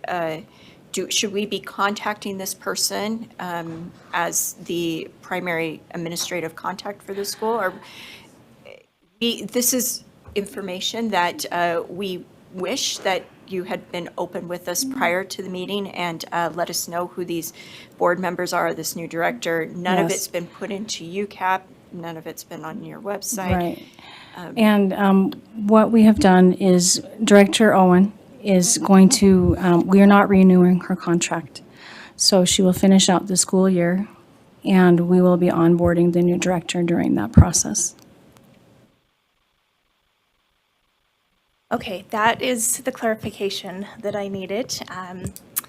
And we really appreciate your time. Thank you for being here. Thank you for the good work that you're doing with your students. And I echo what Vice Chair Bowles said, that there's no question about the academic program that you provide, and to particularly to the population that you serve. And we're very pleased to see your progress in those areas. And thank you for making progress on the process pieces. And thank you for clarifying the people pieces that I did not have straight. And staff will be in contact with you for next steps, and thank you.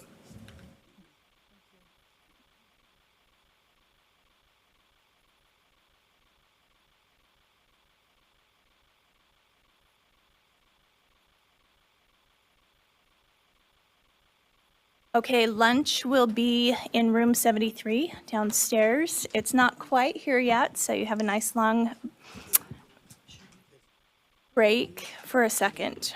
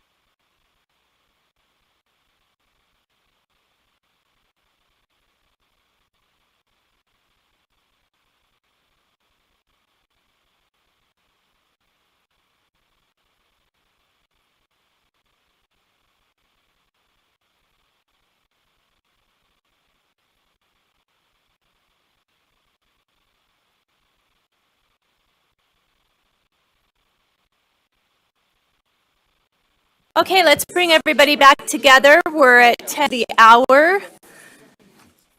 Thank you to our staff who ordered for us and took good care of us. We really appreciate that. Okay, moving on to Spectrum Academy. We'll turn the time to Ms. Stephenson to a presentation, and then we'll invite the school up as well. Thank you, Chair Tonks, and good members.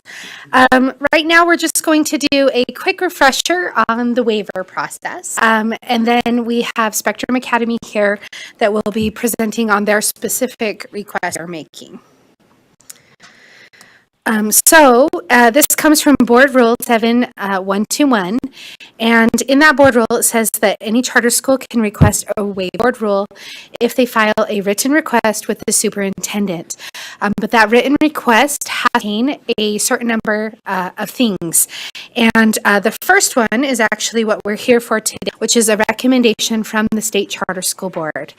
After they receive that, then other items that the school will take care of, such as making sure that there is verification that they're voted on that waiver, that they have student achievement data that supports their requested waiver, they have data that demonstrates the cost effectiveness of their waiver, and then a proposed agreement for this education.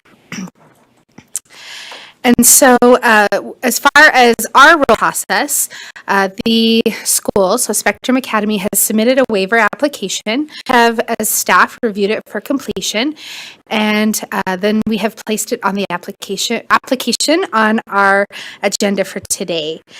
And so again, where we are today at the Charter Schools Governing Board will be prepared to attend our meeting and discuss their waiver request with you. If at this point the waiver is not recommended by the State Charter School Board, then the process is terminated.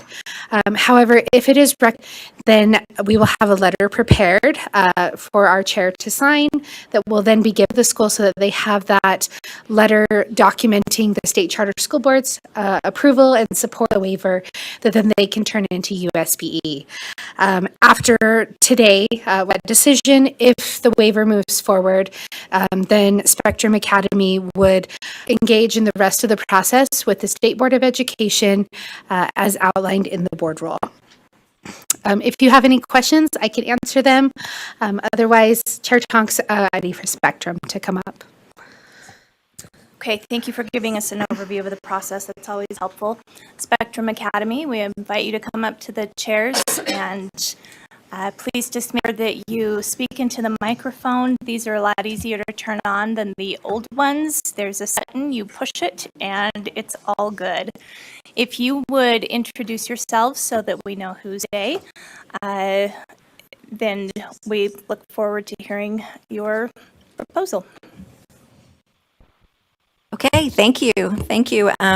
Second time in 2 months you've been up here. Sorry, you guys. But thank you for our requirement. My name is Jamie Christensen, Executive Director of Academics for Spectrum Academy Charter Schools. To my right here, we have Jason Steenblick, who is Board Chair. And to his right, Christina Guevara is our Director of Academics for Lake Campus. And to my left is Liz Banner, who is our Director of Academics for Grove Campus. We also have other members with us online. We have Nick Wright, who is the Board Chase Ames. And here in the back, we have Brad Nelson, who is our Director of Finance, and Dennis Bullard, who is on the board, Jennifer Lee, and Bill Cox. Thank you. Go ahead. All right. Marie, do you want to? Great. So as Marie's bringing up the presentation, just introductories, we are requesting a waiver of the 180-day requirement for Spectrum Academy for both schools. And I'll wait till she gets that up to, you are just great. While she's picking that up, I want to mention how impressive it is that you have your entire board here. That's good oversight, good governance, and passion and support for the school. Congratulations to all of your people for being able to be here today. Thank you. I think we're missing one or two that were out of town, but for the most part, we have the majority that are here, and they are wonderful. So thank you. We are Spectrum, and we love helping anything we can. So happy to be here. Should I tell some jokes while we're... Okay. I won't tell any jokes. That'd probably get me in trouble. I do remember that Brian Bowles was involved in my 4 Minutes of Fame at Bountiful High School in 1995. He probably doesn't remember this, but I was part of a silent film. It was part of a silent film that some of his students put together. I was the character in a movie named Hello Schmo. So nothing would make me happier than to get a copy of that. It would make me, every 6 months or so, I check YouTube to see if somebody's put it on there. That would make me very happy.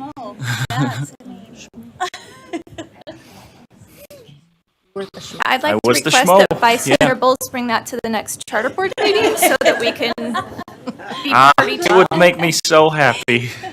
Really would. That's awesome.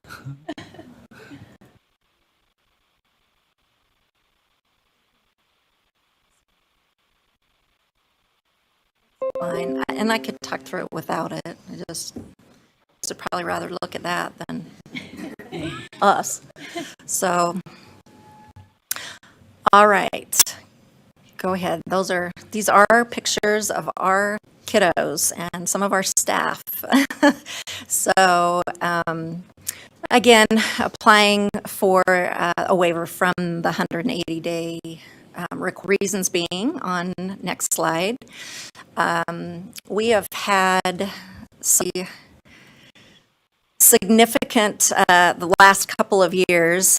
Really, this has been a desire for many years since I've been at Spectrum to allow our teachers the type of planning time that they need in order to serve our students to the very best of our abilities. With their such different needs that each one of them have, that lesson planning time isn't just what a typical traditional teacher might need to do. The significant amount of differentiation and specially designed instruction that goes into accommodating each student is significant. It's been something that our teachers have expressed as a frustration issues we do when our teachers do leave, that there just isn't enough time to get all of those things done. So lesson planning, the differentiation, right? IEPs, our English and math teachers may have a caseload of 80 to 90 to 100 IEPs goals that they're writing each per year. And so they're either doing that, having to take up instructional time to do that, or they're doing it on their own. And it's just a tremendous amount of work for them to have to do, as well as the data collection needed to back up the progress that the student needs to document that specially designed instruction to carry things out. We do a pretty robust data collection, multi-systems of support. So we are always doing progress monitoring, adjusting all of the assessments, of course, that we need to do. But those take time, and not just to do the assessments, but then to have the time to meet with our teams to actually disaggregate that data and determine what next step taken for each of those students is a time-consuming process. Another reason is that there's not enough time for professional development to ensure fidelity in the implementation of all the things that we need. A teacher Spectrum, having taught for 10 or even 20 years, but we say when they come to Spectrum each year, there are a lot of things that we have to train our teachers on, and they might be great teachers, but all of the things, the components that go with the components that go with our multi-tiered systems of support and our positive interventions and supports and the behavior management, all of those things take time, and they're not just a game. professional development. These are ongoing things that need to take. The curriculum. Yeah. Sorry, Jamie, for interrupting. I'm sure all of you know this, but I did want to just emphasize one of this from our school, from the rest of most schools where the children are more neurotypical. My understanding that in a typical district school, the percentage of children on an IEP will be between 8%, and at Spectrum Academy, it's higher than 85%. So, you know, the workload on an IEP of a teacher is magnified, 6 times at Spectrum. So I just wanted to emphasize that. Thank you. And I kind of mean, I don't know, but I just hear our expectation IEPs are higher than other places, but I don't want to say that. And I want our IEPs to be meaningful. Curriculum, instruction, so the instructional methodologies that work for our students may not be things that others have done in the past at other districts that they've worked at. So we place a big emphasis on that as well. Behavior is a really big thing, and that is a constant thing that we work on with, and especially in those years 0 to 3 is a big deal. And like I've already mentioned, our progress monitoring and assessment is pretty robust. So with staff retention, what we've realized through teacher surveys and paraprofessional surveys is that these are all of the reasons they've cited, the not enough time to do these things, not getting paid enough to have all these extra responsibilities that they're spending hours and hours outside doing, is a reason that they're leaving academy and a reason that they're leaving teaching altogether. More and more, that the attrition completely out of the education profession. So we feel like what we're doing now that we can change that up, and with a 100 waiver, it would look a little bit different just because of where each campus is and they're prepared. But at North Salt Lake, the idea would be to plan for a 4-day student week with an optional 5th day for definitely accommodate those students that might need more intervention, or definitely parents that can't provide childcare for their kids. And those would not be childcare days, but we have directed activities in STEM and other areas that those students would be working on. So with that extra Friday, those Fridays, that would allow us to better train our teachers to meet, collaborate, and provide instruction through Monday through Thursday.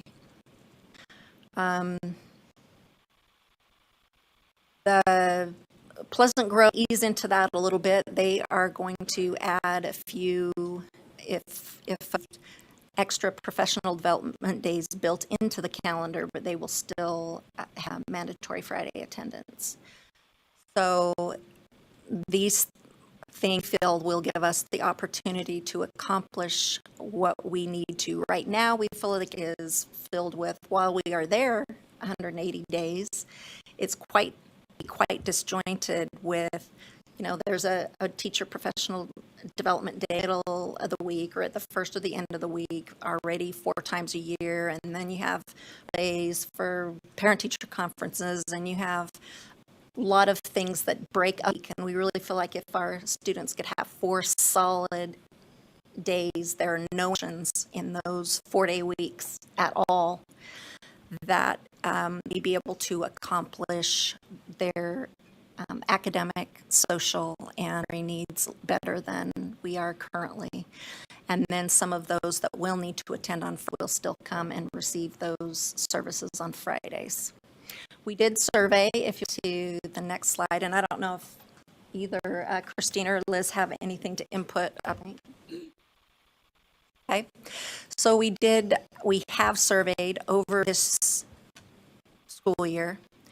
Our parents, our staff members, and our students. And it was mainly middle and high school students that responded.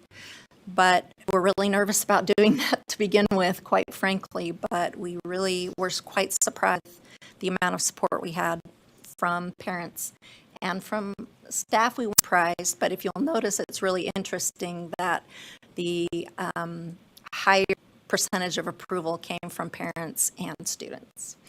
And we had some staff that are just really, I want to make sure I have all, that I'm able to get all of that instruction I need to. But still favorably, all 90% that were in approval of going ahead to apply for this waiver. Questions? That's all that I had prepared. Thank you for sharing that information. The first thing I wrote down was the students whose parents can't afford childcare, can't make arrangements, and you answered that. And like, okay, why the difference between campuses? And then you answered that. And I'm like, but did you ask this? And then you answered that. So I'm going to commend you for reading my mind before up to the meeting. The only question that I had that I didn't get to in the presentation, are you extending these on Monday to Thursday? Like We are a little bit. I may have missed 15 to 20 minutes. Sorry. No, you didn't miss it. I did not include that in there, but we needed to do that as well. Add in, there will be 5 mandatory Fridays, 5 or 6 Fridays that are built into the calendar that students must attend in order to get the number of hours. Okay. Okay, board members, questions? Go ahead, Member Spiker. Thank you. To begin, it's wonderful to see you again. I am still dreaming of those cannoli. And it is, again, thinking, I think even from the presentation that you shared with us a couple months ago, to being here, to it's clear that you are solution-oriented, that you, as a school, are seeking opportunities to better lives of all of the individuals that interact with your school. I will share just today, we were talking about the exact issues that you highlighted on your in regards to retention, what our teachers and staff are feeling, and in the backdrop of that, yesterday I teach at Weber State, and I had some students who are going to be soon-to-be teachers presenting on solutions for schools coming out of. They presented on the 4-day the 4-day school week, which is happening in states, and I know and being experimented here too. So I just appreciate that. I'm curious though, just this is in the conversation I had yesterday, Tuesday through Friday versus through Thursday, and I'm wondering, and that the comment around that was because we have holidays that fall on. Talked a little bit about that, or how did you settle on Monday through versus a Tuesday to Friday? We have actually done Fridays. Currently constituted are half-day, early out days. They're not half, but they're early out. In the past, tried to do different things. So a late start day or an early out Monday or an early out Wednesday instead of the Friday. And it just blew up on us. Our kiddos are creatures of habit, and they just, Mondays seem to just be, they're just in this pattern. This is how it needs to be. Ended up making Mondays even than when we did the Wednesday. And maybe you guys can. So we actually started this when we opened our Pleasant Grove, and we were following suit with a surrounding district that we had Mondays off.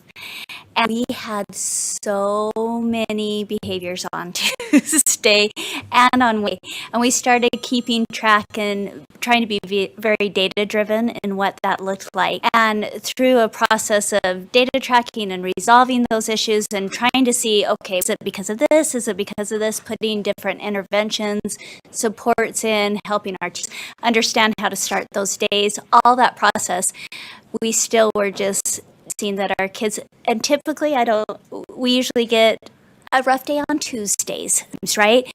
But we were finding that we were having a Tuesday and a Wednesday. So we decided to go back to the Monday through Thursday. We started our behavior challenges significantly dropped, and we were able to have a lot more peace on those days. One other thing as well as with the Mondays as holidays, a lot of our parents had on the surveys that it would be great because that gives them Fridays. A lot of us out for different types of appointments, therapy and medical and those kind of things. And Mondays, those offices are closed. The holidays, those are closed. And so they indicated that they would appreciate being able to have days that they could schedule that their students wouldn't be in school so that they wouldn't miss things and they could schedule doctor appointments on Fridays. Thank you. And I appreciate the data collection and analysis on that. Member Phillips? Yes, I just wanted to go on Rang. I think that I wish that all of our schools could possibly have a 4-day week, because I know you have some unique needs and you have some unique students, but you also have some unique needs in terms of training and collaboration and PLCs. One of the things that has been really great this year, I think, for schools is the option, not that every school has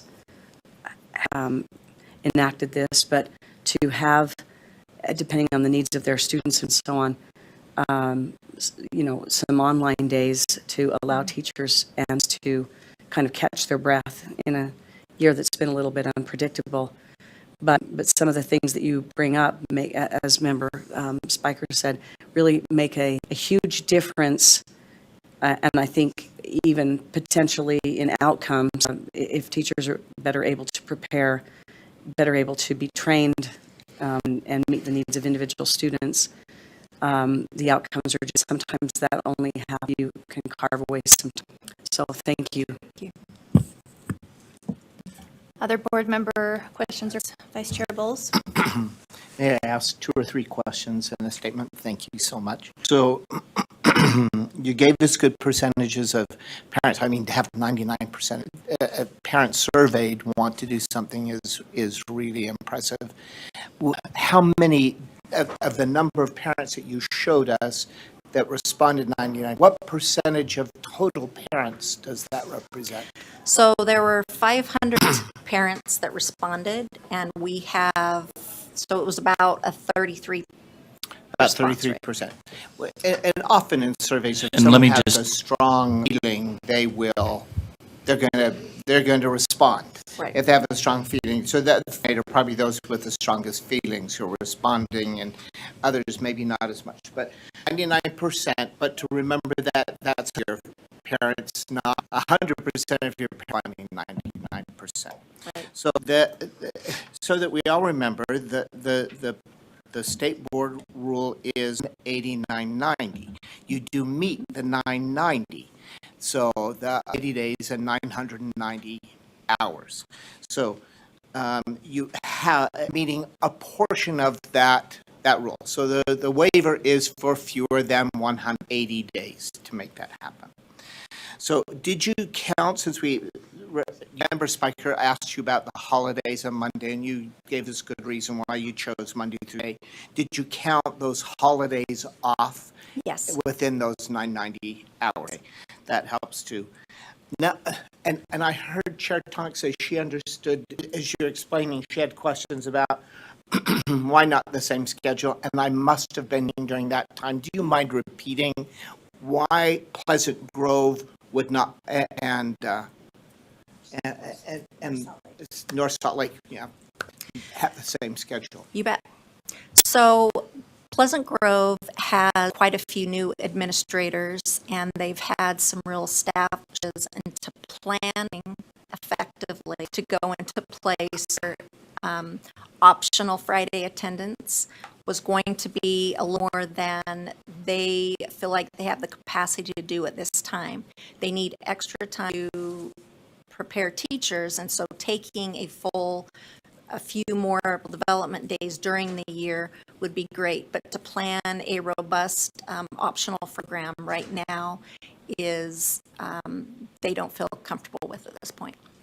To have those two different models, because I have to tell you, I really that you're thinking about your teachers and saying, you know, we're listening to teachers, and I suspect even without teachers saying this is why we resign, you're also knowing that teachers need time.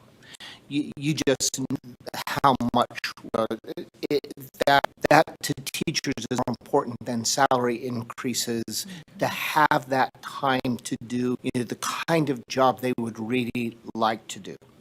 So I commend you for that. Is so important. I would want every school to have that same opportunity. Obviously, not every school is asking. You're asking, but so I'm committed for thinking of it.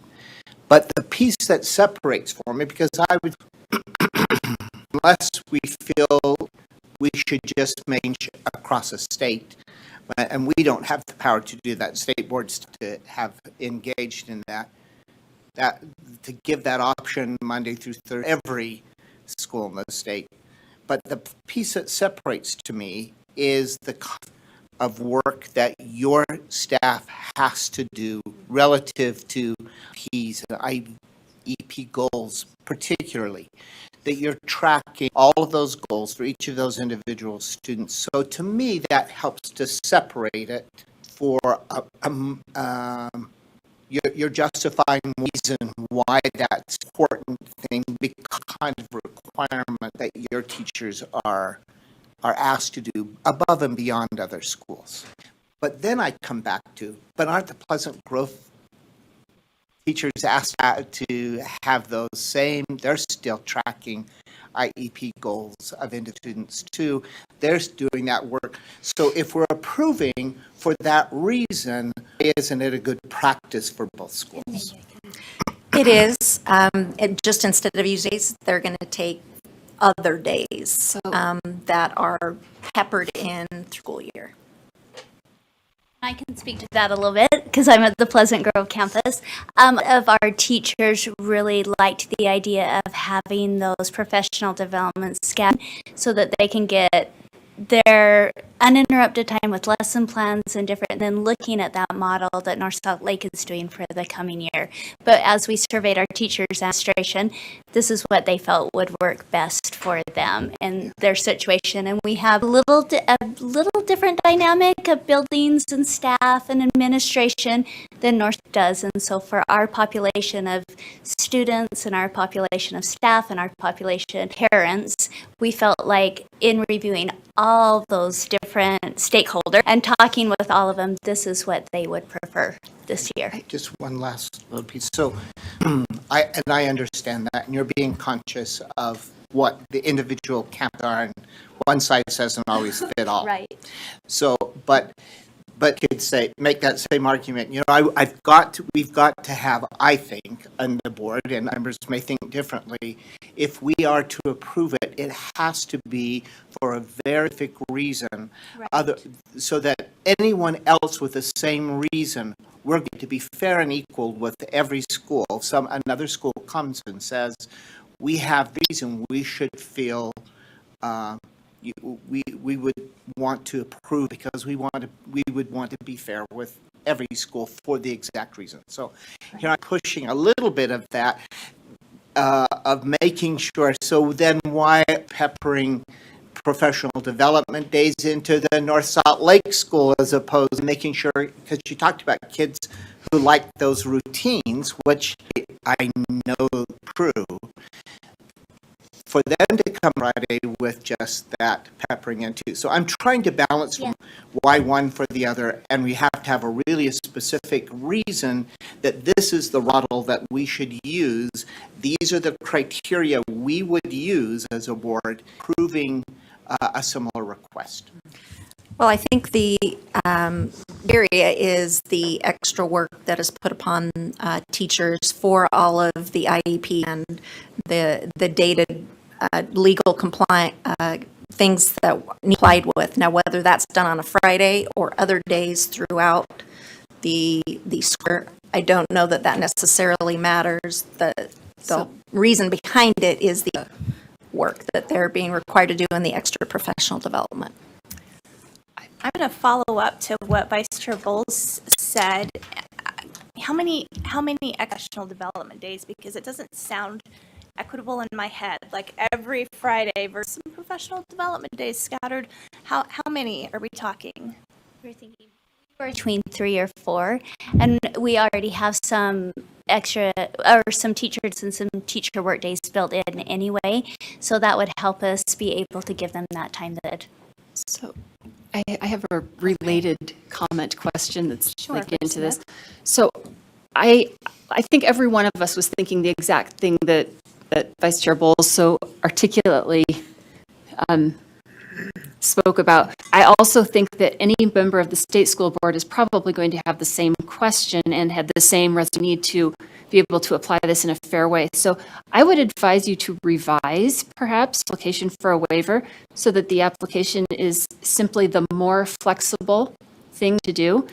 And simply in terms of like not to be requesting that Monday through Thursday and then optionally on Friday or you know, extra for a minimum or a waiver from the number of school days. So you can have the same number of professional development days, but break them up as however you want. Right? And that way it makes sense, right? The rationale behind it is the same. We have a huge teacher additional workload with the IEP and the individualization requirements, right? That's really big at both campuses. And we want the flexibility to have more development during the day, during the school year, right? And then don't worry whether we're going to do it on Fridays or we're going to have it on a week of days altogether, just the number of days for each school. Great. Okay, That's my thank you. advice. So I want to add the caveat that the Board of Education, we can play mind read sitting around this table. We do not actually know what they will do. And Marie, will you just go over the process one more time, just briefly, so that we're all on the same page with that? You don't have to pull up the slides, just so they come here. If we support it, then we do a motion to recommend. Yes, and then we would prepare a letter that you would sign that then goes into but they will submit to USBE. And if if the State Charter School Board choose not to support this, then the process is done at this point. I would believe that they could probably resubmit a variation, a different waiver for consideration for next month, if that was the direction you wanted to move. I could make a motion that I think would accommodate that. Okay, we're going to hold on. Director Lamb, add something, and then we'll come back to you. Just way of friendly advice. I think that now the State Board of Education is talking about the 180 and the hours required. And so a lot of the things that you're talking about can be applied to schools. And I think that all of the board members stating, I think that in a waiver that you put forward needs to emphasize specifics to your school. And so it would be my personal friendly that that you focus the waiver on that rather than there's a lot of teachers who are getting burned out. There's a lot of talking to get additional professional development days for teachers in general. And so I just kind of echoing what Member Smith was talking about, that when you have your Grove campus that's only talking about an additional 3 or 4 days, that may be a difficult sell. And I think that is the concern, is that. Remind me how many days you're asking for in each case. How many total days waiver are you looking for? The North Salt Lake, well, we're looking for 64 days. At North Salt Lake. So both. So I made a motion that would say that we support your seeking for from the 180 goal to allow 164 days. Or just a waiver. I said a waiver. Okay, we just support your recommend seeking. the waiver. That's Okay, right. But then I strongly advise you to same waiver for both schools. And if you want to go more days, you can. Okay. Okay, additional discussion or request? I have caseloads. What is show manager to students? It depends on Generally. Generally, From mild to moderate. If you depends. want to break it up into the time, yeah, that's fine. It's high school versus other, or Charlotte through 12. It's harder for those teachers, so they're going to have higher caseload for the English, math, and possibly science. But for the others, you're looking at 20 for an elementary level. But 80 to 100 for the high school. For the IEP case manager? Yeah, go ahead. So for the IEP case manager, we do have those who direct oversight as a special education teacher. That can range anywhere from about maybe 16 upwards to I don't know, maybe 30s and 40s, because despite being a school that supports and really focuses on the special education services, a good portion of our teachers are general education teachers because we have to meet the criteria courses. And so we talk about a special education case manager. They're the ones who really see the development of the full IEP. Whereas when we talk about like our content, your core teachers, English and math, they provide the data tracking for every English goal, every math goal for every who's in every class that they have. So if they have about 8 classes on their schedule and we have about 8% of our students who have IEPs, that's a significant amount of time. And they do have direct support for that co-SPED teacher, but they are the ones who are tracking the data and seeing the services with that special education teacher's guidance side by side. We had a teacher present to our board. She's one of our special instructional coaches, and for the purpose of gathering more data, she timed herself in how she was supporting to develop an IEP. This is a veteran teacher she's 10 plus years as a teacher. It took her 12 hours and then an additional hour to write the transition plan. And so, depending on teachers land with what sort of caseload they have, I mean, we multiply that, and we just don't give to everyone because on the high school level, or secondary level, our teachers have preps built into functional skills does not, our self-contained classes do not, our elementary classes do not. So doing that work outside of contract hours. And that didn't include the assessment time. Yes, and I mean, I know that, and my special education team at my school, they do the same things. What I was getting at was the case managers who are having to write the IEP. However, you just really articulated why the instructional coaches and the gen ed teams takes more time. And if you're trying to make modifications and accommodations for the students based on their IEP goals, everybody takes more time to make sure that they're meeting student needs. Articulating that, I think Vice Chair Bowles has some follow-up. Yeah, just verifying. I think took care of what my questions were. Following up, averagely, we want to serve students with disabilities.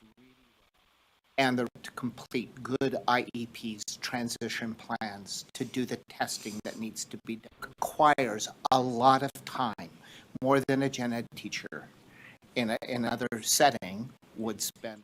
But it does require a lot of time. What I want to make sure distinguishing your school campuses from those schools by saying the majority. But I just heard, in my mind, I was thinking 100 of your students were students with disabilities. Still, it's a high percentage. Help me to understand that percentage. So I'm thinking that distinguishes you. I mean, another school would have 20% of their population with IEPs, and in this case, you have 85%.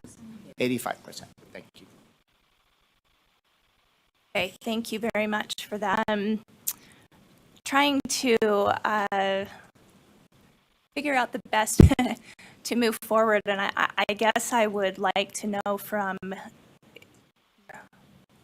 people who, fortunately, so many of them are here, and I recognize that you can't really undo a decision and make a decision on the fly, but do you have a general sense, or if you were to come back next month, or if we were to recommend this, what would your preference be and what that looks like? I want to make sure that it's within the boundary of what we can do. Messy motions. I don't want to, muck it all up and make it more difficult for you at the next stage of this process. Do you have a sense for what you're thinking? I think that if you're just able to, I don't know what you're able to do, but judging on what some of the comments were, to approve us going forward to request a waiver of the 180 days. Let me have Director Lambert clarify a little bit. I think that will help. That's what was maybe discussed earlier.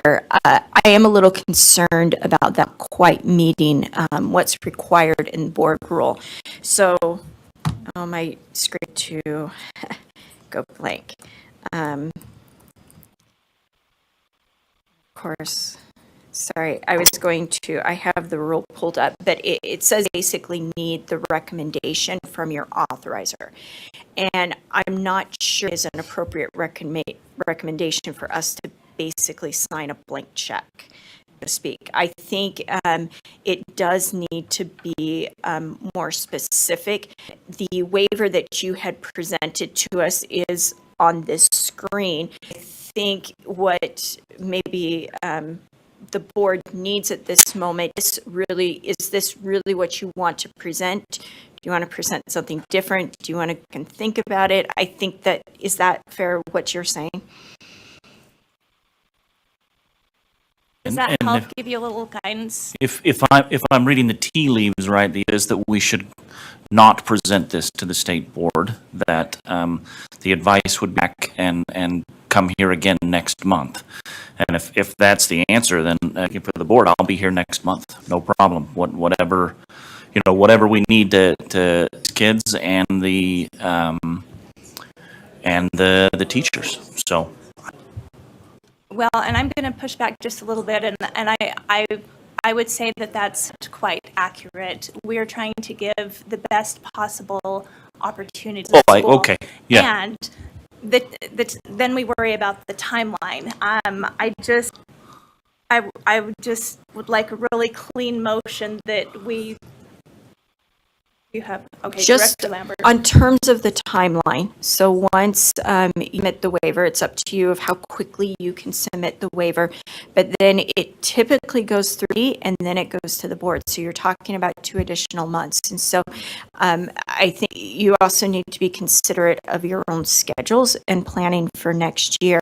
But I would recommend that this board give a recommendation is clean and not just that blank check. Head Member Phillips.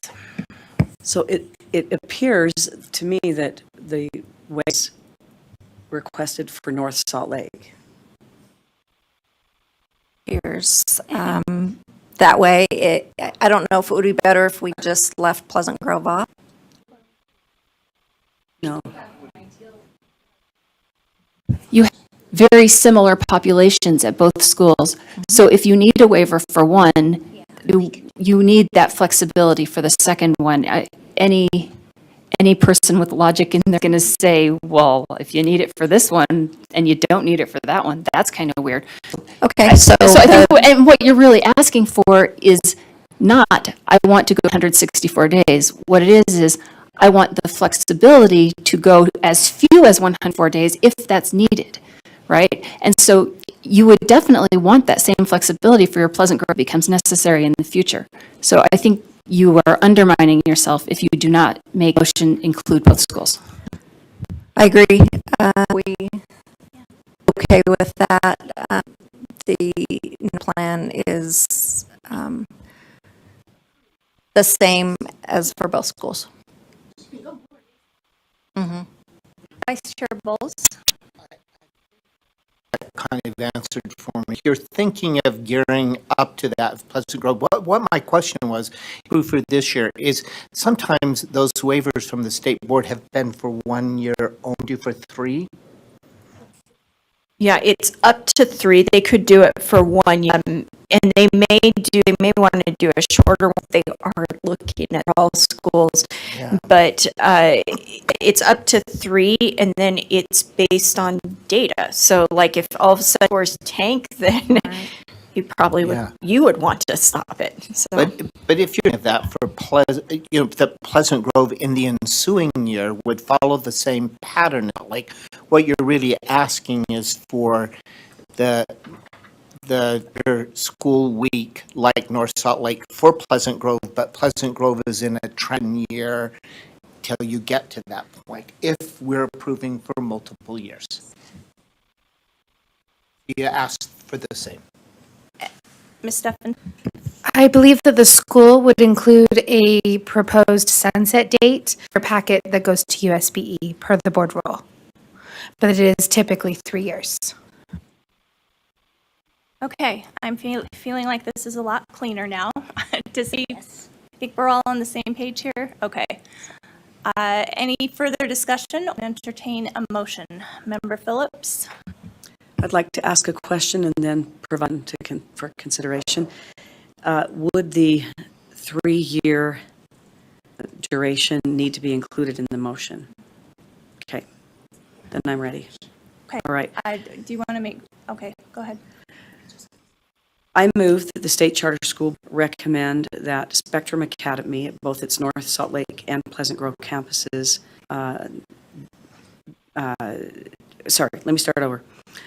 To move that the State Charter School Board recommend to the State Board of Education that Spectrum Academy at both its Pleasant Grove and North Salt Lake campuses be granted of the 180-day requirement. Okay. We have a motion on the table. Second. I have a question and possibly, or second and then a question. Second, we have a motion and a second discussion to the motion. Member Smith. Do you need, according to the rule, to specify the reason that we recommend in? Director Lambert. So we have not always done that in the past. I do think that it's beneficial that this board have that discussion and come to that understanding. We are putting our names on this to recommend, but we haven't included a lot of details in the past when we've done this. So can I amend, would it be amendment if I suggested that we recommend for approval after consideration of the increased workload created by having high percentage of special education students requiring IEPs?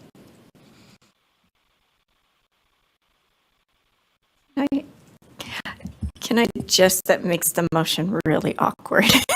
It does make it really awkward, but I want clear for the future why we approved this one and why we might not recommend in the future.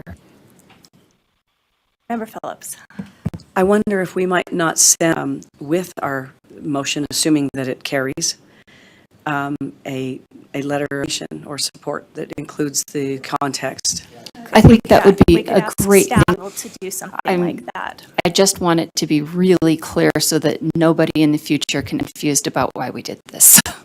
Well, we can be as clear as we want, and I can't promise you that happened. But that is a very nice thought, like world peace. Okay, I didn't really amend it, but I'm not going to move to amend it. Okay, so we still have a motion and a second. Any further to the motion? All in favor, say aye. Aye. Any opposed? Seeing none, is recommend and work with staff to make sure that you have everything that you need, and we'll take good care of you. Thank you for being here today. Thank you so much. Thank you for having us. We appreciate all that you do for our students. And if we can find the Mr. Schmo, we'll all be highly entertained. Mr. Bowles, I'm really serious. If you got that, that would make me happy. I will look. I've had a lot to move since then. It would have been 1995. Thank you. All right, let's move on. We have two of our board goals with possible action by the board, and with that over to me. I'm looking at the list here going, oh, that's me.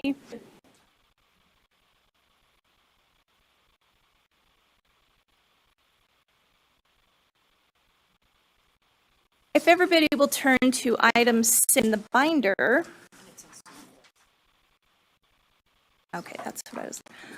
These are our goals, and we had talked a little bit last month about we wanted to make sure that our goals were actionable, that they were goals. We had some ideas that floated around. We requested that if you had this for the goals, that you would send them to Director Lambert and myself. We did get some goal recommendations from Member Phillips. And naturally, my computer is not to the internet. Hold on. I've got it. I just needed to reconnect to the internet. Okay. Yeah, got it. Okay. So what I would like to do then is the goal that's in your packet. I want you to look at those, and then I'll read the ones that Member Phillips sent. Does that sound all right?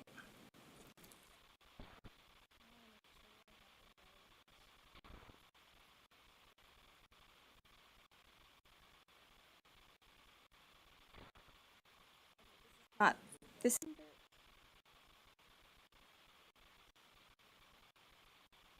underneath it. Okay, got it.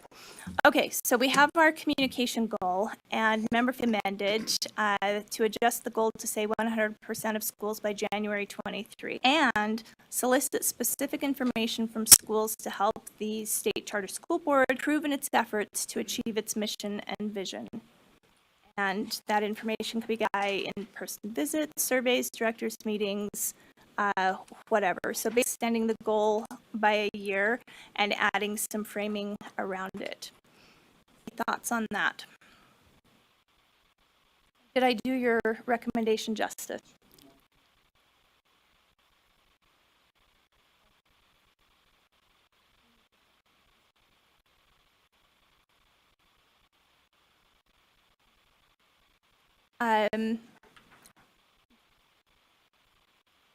Yes, and you know that I like.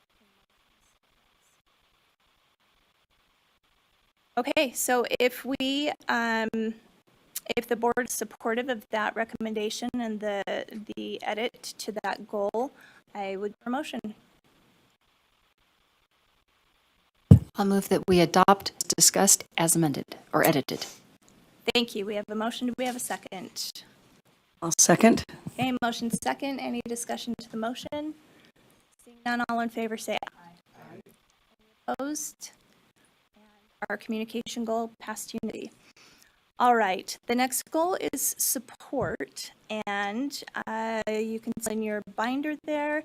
The recommendation is that from January 2022 through 2023, 60% of charter governing board members will be trained on expectation board members and effective school governance. So basically, again, just a timeline and increasing the percentage. So it's a little stretch goal. Director Lambert. Just a question. So this starting over, or is this adding to what we've already done? So we 43%. So is this now that we want to increase that 43 to, or are we just kind of wiping that back to zero? And so during that time frame to get 60%. Go ahead, Member Phillips. My intentions on the resolution were that because the board members are always new, they're essentially shuffling off on terms and coming on to terms. So I would think that we essentially start over. Now, if that's unrealistic, okay, apparently it is. Can I give you just some, I was that while it would be lovely if we could do that, it is holistic, and so we might want to suggest that schools they have not yet had the opportunity to begin left off, and if you can manage to get some of the other ones over in a clean reset, then that would be perhaps develop a multi-year plan that incorporates them over time. Can I add to that? Yeah, I'm wondering if we can separate it by board members who haven't had the training and going forward. Go ahead, Director Lambert. Something that we found challenging with this goal and with is lack of control over its success.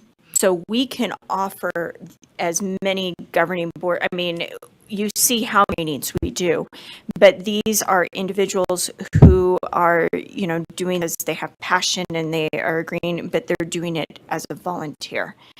And even like the new ones that actually might be even harder to get, because I think the ones that we have already been able to get are largely those that are interested and are seeking it out and have the capacity to be able to get that training. We do some trainings where we actually go to their board meetings and we get, they're captive audiences, so we get them there. But that also, the staff you have, and that's just the reality. And when we're going out and we're doing all these other goals, that just getting out to every single board meeting. I mean, example, Ms. Stephenson just, not yesterday, but today, she had a 13-hour day because she was doing training at a governing board meeting. And I would say maybe 13 is on the higher end, but it's not unusual that when staffing those trainings, we are doing long hours. And I get it, those things regularly, but you run into a capacity. So that's just my long description of why it is. I love the goal that we were able to get 43% this last year, but that is a challenge that we have. What I'm concerned about, and I completely agree with everything you said. I mean, and I'm not sure what the answer is here at all, but I think that particular goal is one of our most important goals, even though I love all of them, and they're all important. But, well, not whenever, but almost invariably when we have a school who's struggling, and the heart of it is governance. That isn't always the case, but it almost is always the case. And it's something that has been an issue for the legislature regarding charter schools. It's something that's been an issue for the State Board of Education. It's certainly been an issue for us, to people trained on what their obligations are and what they're not as well. I mean, that sometimes is as much of a problem. And having been part of a school that in its early years almost dissolved, a charter school, because of problems with governance, I got a firsthand look at how when that particular aspect of your school untrained or is sort of running amok, all these families and students and teachers are at risk. And you have a continual turnover on boards. It's not really a goal, however hard it might be to achieve, or difficult it is to get people to engage because of peer status as opposed to their employee status. I just don't ever let up on that goal. And so I just wonder what would be a way to, in fact, I don't think we can say, well, we did, 45% this last pretty good, and then it was too. And now, we're just going to try to hit a few new board members now. Sometimes it's very much the board members that are there year after year who need most of all. I mean, so anyway, I just wonder what the might be, but I definitely think we should have a strong governance training goal there. Director Lambert, do you have some ideas? So first off, amen. Yes, I think that this is an important goal. And just to let you know of something that we are talking about and kind of working on as staff, it actually started in the Innovation Committee. We batted around this idea of having a kind of like a optional solution for board members and also directors. And we've been working with some of directors. We've been working with our colleges and trying to get them to maybe have in the offerings that they give, thinking about charter directors. There are these, micro credentials that we could, for this next year, develop these kind of micro credentials, and then future, try to encourage board members to do that. And maybe that's more of a direction that we want, so that we aren't just offering trainings, but that they are something that getting at maybe some of the things that for those, we have a lot of board who they really want to be good board members. It's interesting in our monthly board meeting, there's some board members that just ask such amazing questions, and you can tell they are so much wanting to be diligent, but it's kind of like drinking from a fire hose. It's also, we expect a lot from our board members that may not always be realistic in of their oversight. And so I just wonder if maybe that's a direct the board may want to head, that maybe we start thinking about, let's create these micro credentials that are options and available for board members, and then maybe even make about how many we can, I don't know, plead, get to dangle carrots, whatever, to maybe pursue that. I don't know. Thoughts? Member Smith? I've thought we don't really have any sticks to apply, but we can be creative with carrots, right? And so think about ways in which we can promote schools whose board members achieve education, or and we can do things that are tangibly help, possibly, like we can do press releases for them. We can offer them for, we can create grants for them to train other schools, right? So I would like to see creative that reward the behavior we're really looking for, which is board members to engage with it. Yeah, that's where I'm at. But I think that the credentialing is a great idea. Trying to find as many carrots as we can that will promote schools and want to do it is the key. Listen, people will do sorts of things for a badge. It's in theory, right? Like you get a thing, it's transactional. You do a thing, you get a thing, and yeah. Bronze, silver, and gold, or whatever. Yeah, they can do it this time. I'm wondering. Yeah, and I'm so easy. I just think things off the list. So when the Beanie Baby craze came out, all I wanted to do was get all the check mark list of Beanie Babies to make sure I had one of all of them. Thank goodness it was not my plan, because that would not have worked out very well. Go ahead. Just going to add to a conversation we had earlier in the Oversight Committee meeting celebration. And I wonder, I think those are brilliant ideas, Member Smith. And I think, again, thinking about, and I will say myself, as I was in a conversation yesterday about micro-credentials and badging, and myself, I just submitted my tenure file, and I had all my badges in it that I've got from Canvas training and Adobe, right? So you're right. And so I think that build in celebration as not only receiving a grant or things, but celebration of that your team has received these badges and lets us know that you are meeting X, Y, and Z, but we want to celebrate that because we acknowledge the effort that it takes. Hopefully, the outcomes will also match. The board members that participate in that, we will be able to see tangible results, student end. Well, and honestly, providing training is unidirectional, right? Like we're broadcasting it and this is in no way a criticism of our staff because you do a wonderful job trainings and going out and creating two-way connections. But if there is some sort of micro-credential attached to that is more of a competence that they understood the training and are demonstrating that they understood it, that could be something that would be helpful. For this goal, would we like to send that back to the executive committee to reword in next month? I just wanted to mention, and I love this idea of credentials, one of the Utah State Board of Education successfully a kind of, it's not exactly a micro-credential, like a self-directed master class. And in the process of doing that, students in the class prepare in advance, but then when they meet together, they have an opportunity to collaborate on whatever that, in this case, micro-credential or class content would be.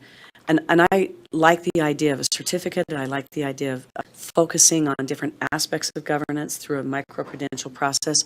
I think it would gain as well if the second part of that was a dovetailing with the training that you've been doing, but in this case, focused on that micro-credential opportunity for collaboration so that it's kind of hit it both ways. It's given people an opportunity to collaborate. Even people who haven't done the master class in advance or the micro-credential will often be motivated by the collaborative moment and go back and do it as a result of that. And so I think if you put those two together, we might have some significant success. And the Utah State Board of Education self-directed master classes have actually been very well attended in that regard.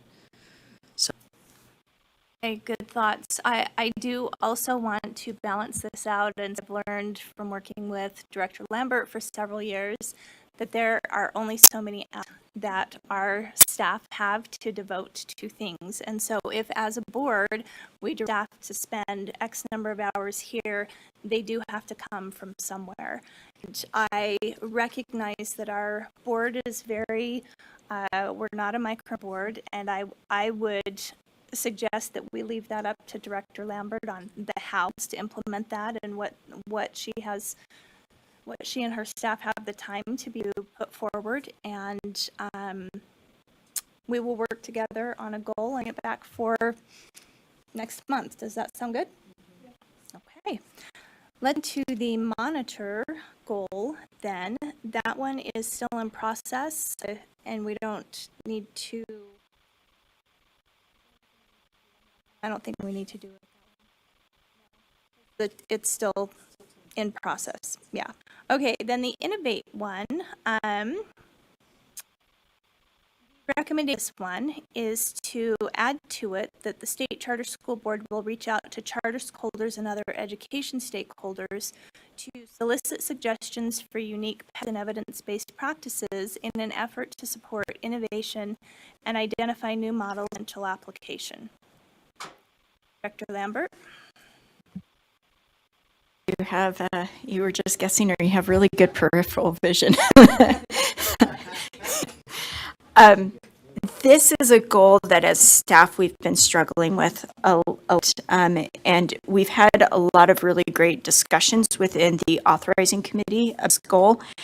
But I think in there, and I would love to hear from Mr. Smith and Vice Chair Bowles of their thoughts on that, but some of the feedback that kind of been observing is that we maybe don't want to be directed as a state charter school board in saying these are the innovations that we guess out, and that is we've been given a lot of this information. In fact, just this morning, Andrew gave a presentation to the Rising Committee, kind of looking at nationally what is being at, and this one's hard. I'll just say, and then the piece of that is increase the percentage of schools in the top 100 schools in the state, especially hard given COVID. I mean, just the data, we love the idea of it, and we've been trying to think in maybe different, like reading on grade level or things, but this one has just been a struggle because of the nature of what it is. And so I suggest that, well, we are looking at different education state getting that information, but again, you're talking about a top-down approach instead of looking at the innovation that may be coming.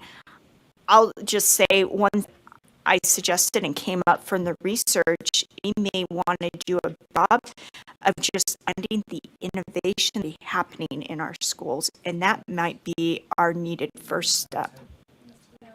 If I can follow up from the committee's discussion today, Ed and I were both very strongly in favor of trying to find out, one, for improving our innovation, is exactly what you said, to go find happening and disseminate information about that. And I would think at this goal that's focused on that, find out what we're already doing that's innovative. Let's let people it is probably better than trying to say, we're going to ask you to innovate and you to,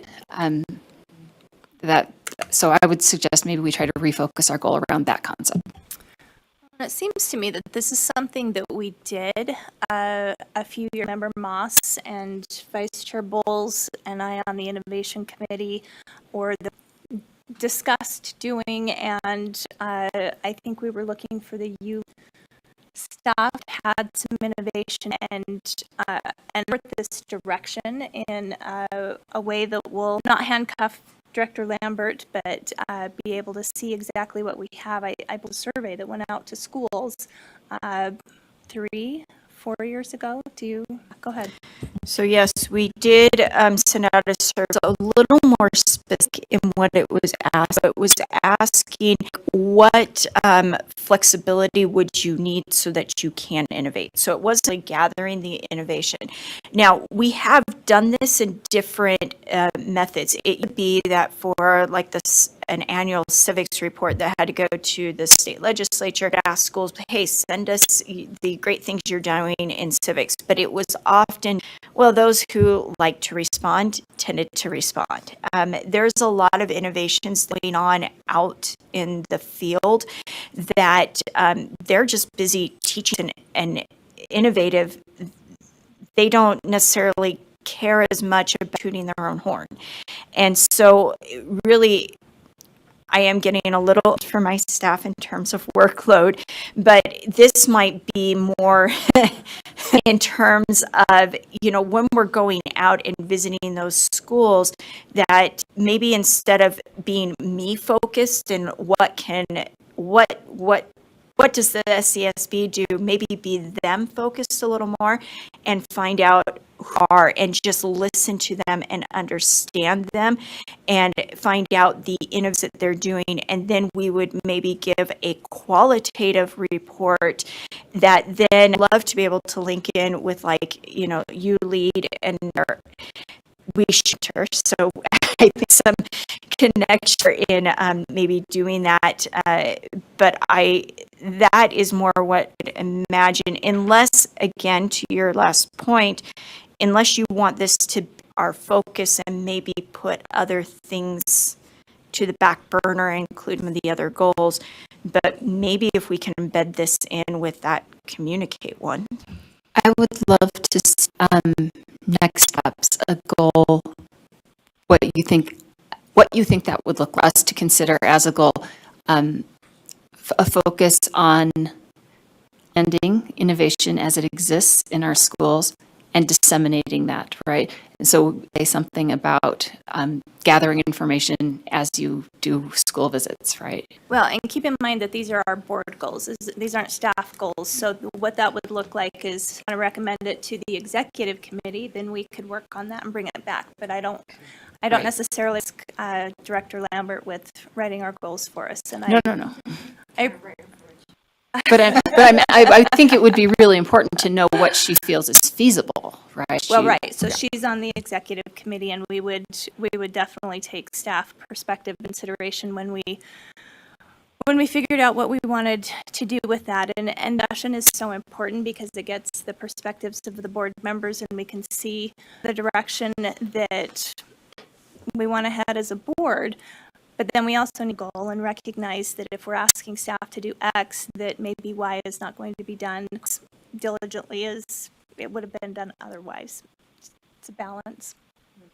As I've been listening to the discussion, one of the things that's occurred to me is that in some ways, one of the this goal is so difficult is because it has very poor metrics of any kind.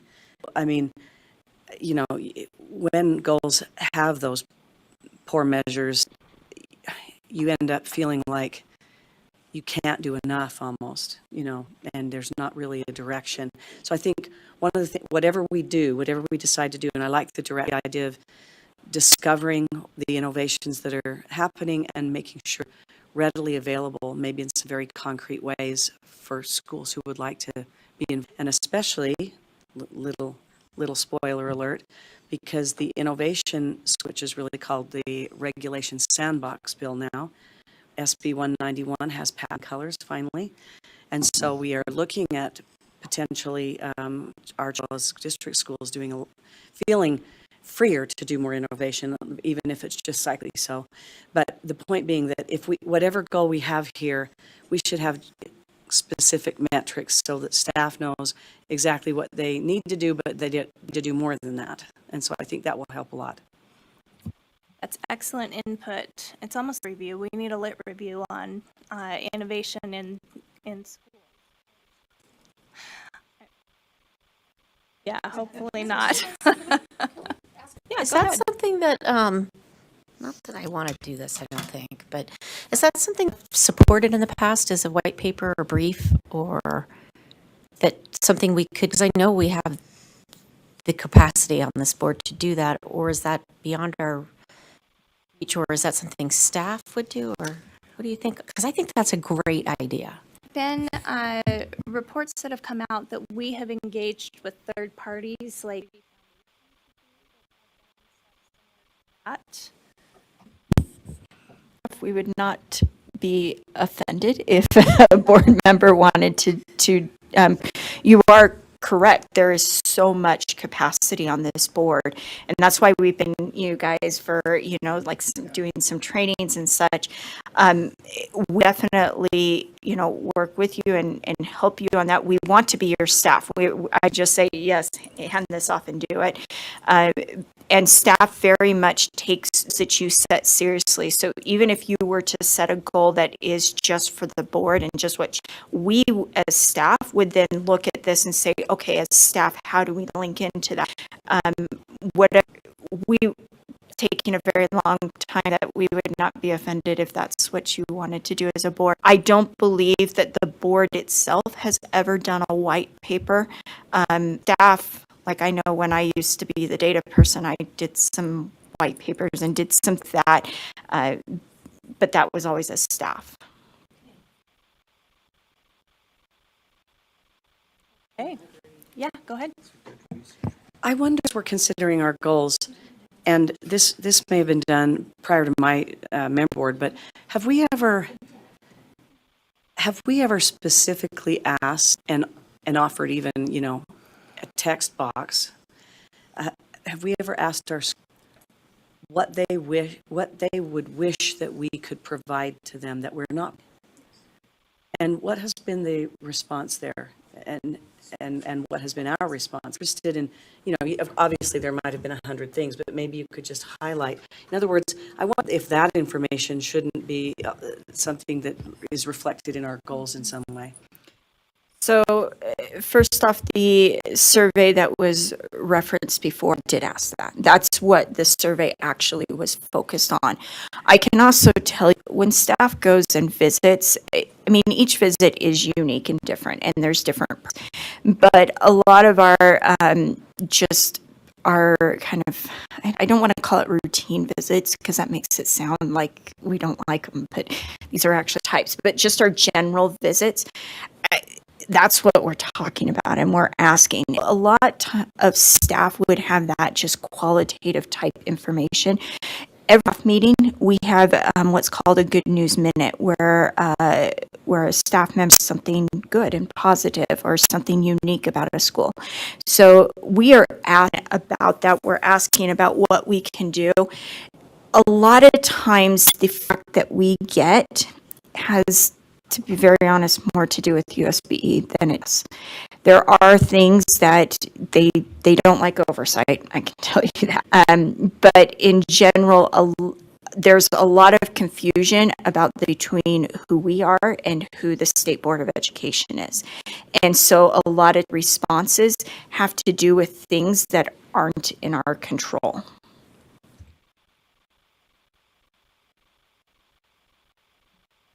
Okay, give us enough information to move this over to the committee to bring something back for next month?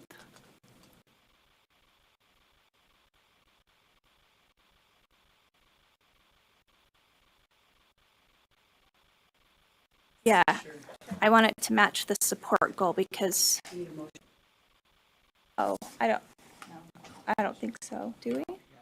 Yeah.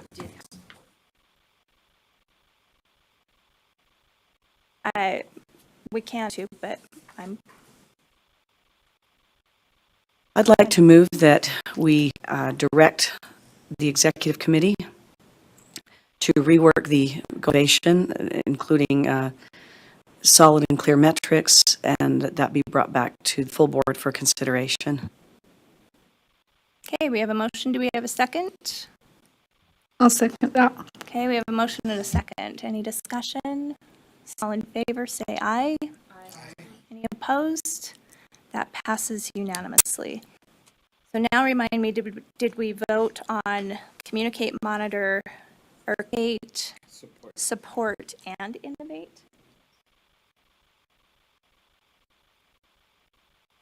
Okay, I didn't think we had voted on the support one. Okay.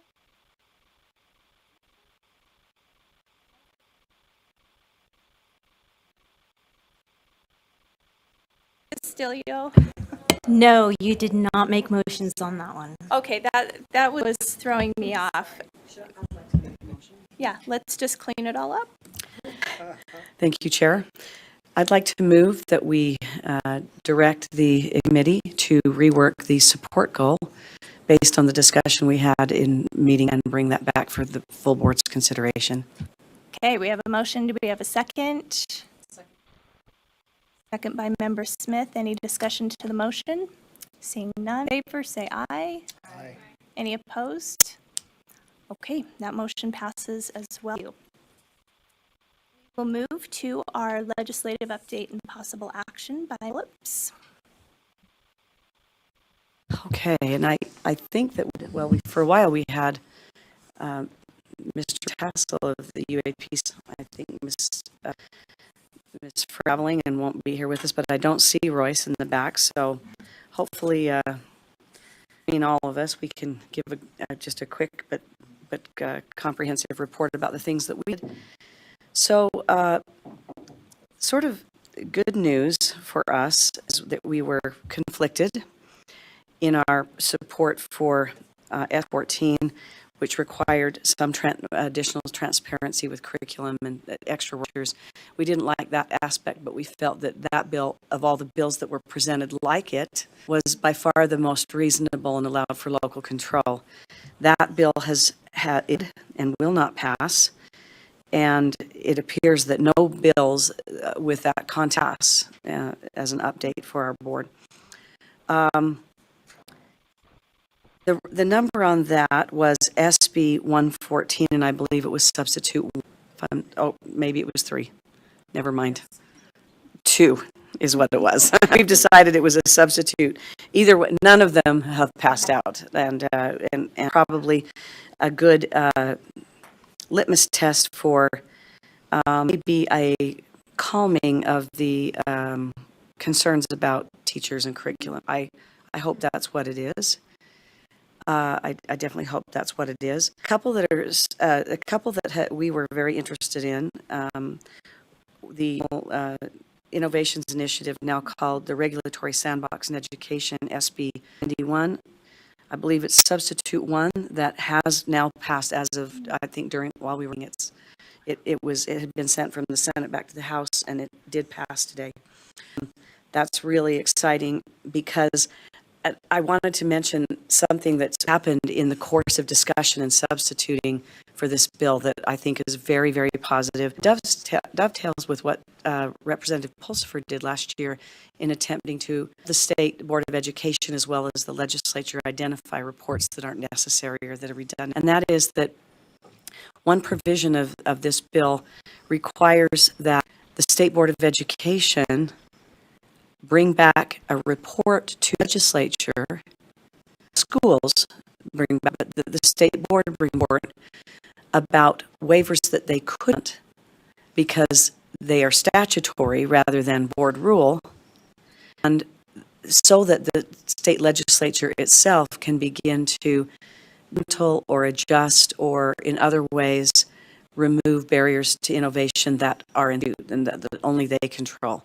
So there's a nice mechanism in here, not only guardrails up because the innovation has to be tied to research and also is limited in scope until it demonstrates outcomes and then could potentially be approved by both this board for charter school agreements as well as the Board of Education if there are ongoing waivers that are necessary.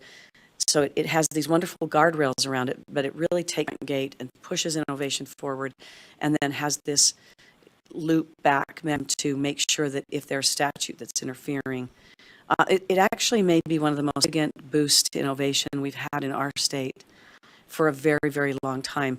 One prior to this that was by the Utah State Board of Education was also an important boost, essentially related pilot programs as well that are being run, that deal with competency-based learning. So it's innovation in a very specific area, but that was also a huge boost in our state. But this may be just the fact that the legislature is engaged and that they're looking for ways to reduce statutory obstacles to innovation is huge. It got more opposition than I think people were anticipating, largely because it extends the same flexibility that the state, assuming all special education needs are met, there was a % of restricted fund flexibility that was allowed with that money because of COVID, which has been extended, or the attempt to extend that this session, and this sure that innovation programs aren't excluded from that flexibility if those monies are needed, because of course some of the places where it's needed most of would be in our special education delivery of services. So so that's kind of exciting. And because we were, as a legislative executive committee here on our board, involved in that bill from the beginning 2 years ago, it was with state charter school board members and our innovation committee, we feel very, very pleased to move forward. So that might, Jennifer, or Director Lambert, that might be our innovation. We've achieved it, even though it wasn't even due till 25, 26. Right.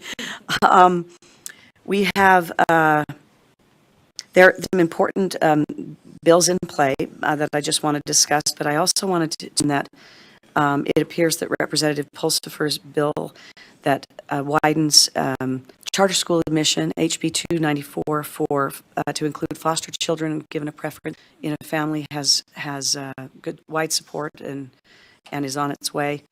I also wanted to report on the bill related to full-day kindergarten, HB 93, Substitute 5. Yes, it will in fact be, but it has passed. Okay, good.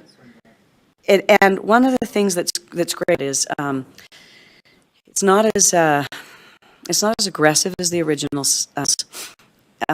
which means that schools that already are pushing for full-day kindergarten get paid as much as they probably need at first. But it has a provision in it that allows for that to change over the course of about 5 to 6 years.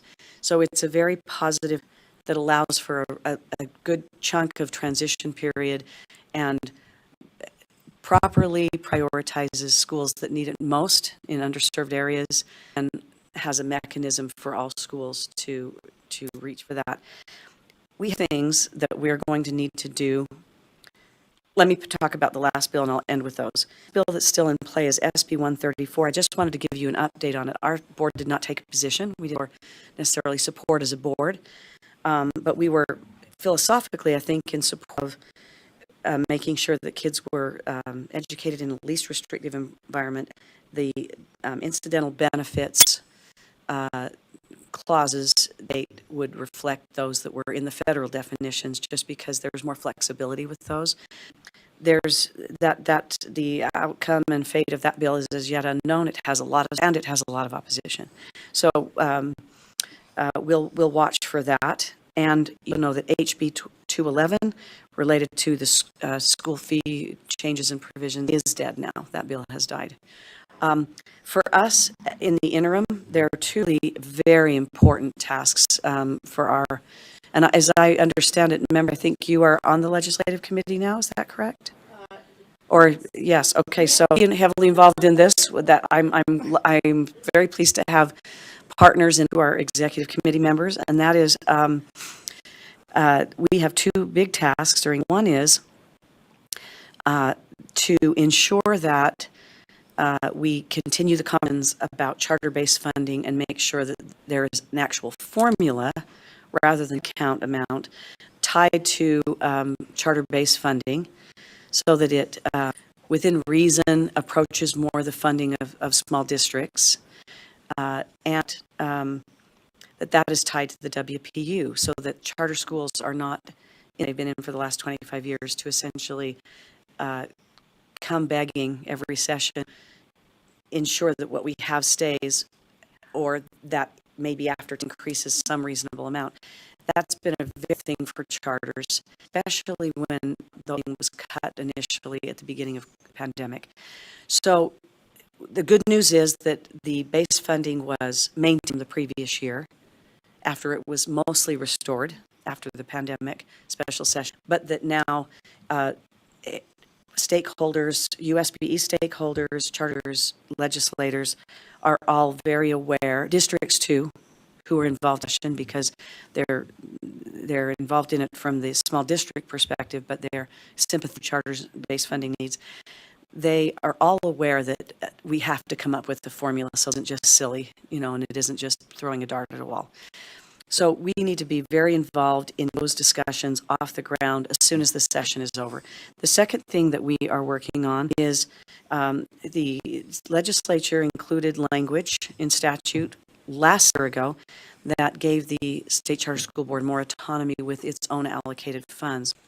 In trying to clarify that in this session, the legislature realized there would need to be quite a bit more work, supportive Senate representatives really to be quite a bit given advice that Mr. Akobia and others of us we received from the Division of Finance affiliated with the governor, and so at the state level. So that is already being discussed and considered, but it will need to be something that's worked on very hard during the interim, an outcome that makes sense in some way.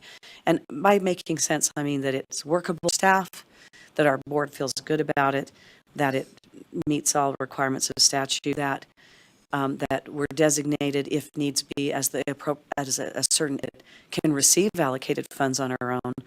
A few complications. We started this process some time ago. We were simply ignorant of. We knew that we had people around us who could help us. Particularly, Mr. Kobe has been very involved in all of that. And so I did want the board to know, working as a legislative committee, very hard on those two interim tasks, which are huge. Basically, the position in some ways of the state authorizing board for charters ourselves in this state, and the group that authors most charters in the state, the fate of what kind of an entity we are in this state and what that entitles us to do or not to do. That's a very important thing to sort out. Funding for our charter schools, that base funding, very important thing to sort out, perhaps important things to sort out for our generation of board members. So we'll be working on coming back to the board with updates, but also for direction, suggestions, all those sorts of things. Fantastic. Director Lambert, thank you, Member Phillips, for doing. Looking forward to having Member Spiker do some legislative work as well. Go ahead. Just another additional that has to do with our budget bill did come out, and we had about $200,000 cut from our carry forward balance due to the time that it took to get individuals hired to go through the HSS of the monies that were allocated for us under HB 420 from a past one. So we have that cut. We also had $200,000 cut from ongoing fund. Now I've had discussions with legislative, the fiscal analysts, and when they allocate the funds, they just see it all in one big bucket. Instead it general from our funds. This is something that we requested, that if they are going to take funds, they take it where we have carry forward, and that is in our startup grant funds. And in the LFA, that they did not see anything that would prohibit where it comes from. There was discussions with him that they would like to maybe in the future clean up those so that we know and we track very carefully our expenditures, but to also track what they're giving us, and that there's certain there, and so that's just something to also look forward to. But I did want to let you know that, we have like over $1,000 in the startup grant right now of carry forward, and there are very few schools. How the carry forward was originally the grant was originally intended was that we would open on average 7 new schools each. I don't think we're getting that many applications even, right? And we have upped the amount that we're giving to schools, but even with that, we're having a large carry forward. So I don't anticipate that that's going to harm us. In fact, it's probably fiscally aware just of taxpayer funds, but I did want you were aware. Thank you for that update. We appreciate especially Member Phillips being up on the Hill and representing us as a charter board this session. Tomorrow is sign a die, the last night of the lecture, so we're almost to the end of the session, which is fun. At this point, we will turn the time over to Dr. William Evans twice, which we have been waiting for with bated breath since last month. So long. I am, here we go now, and I just want to recognize that I would find it a challenge to try and finish this in 16 minutes. I know we scheduled a full hour for that, but I'm always up for a good challenge if we want. I would hate for you to try to 16 minutes. No, you're so great. I will take my time. I just wanted to be mindful of everybody here that, when we've done with this was taken a little while, but I speed this up, but I want mindful of what. All right, if you start dragging too badly, I'm going to throw this box just something at me. Yeah, I'd be happy to. Marie, tell Marie. Marie will hit me and keep. So just for a little bit of context for members of the board, this is a training that we offer to schools as part of our oversight process. When they're given a warning, or a letter of warning particularly, we also available to schools just generally if they would like it, if they've received a notice of concern or just solve a problem on.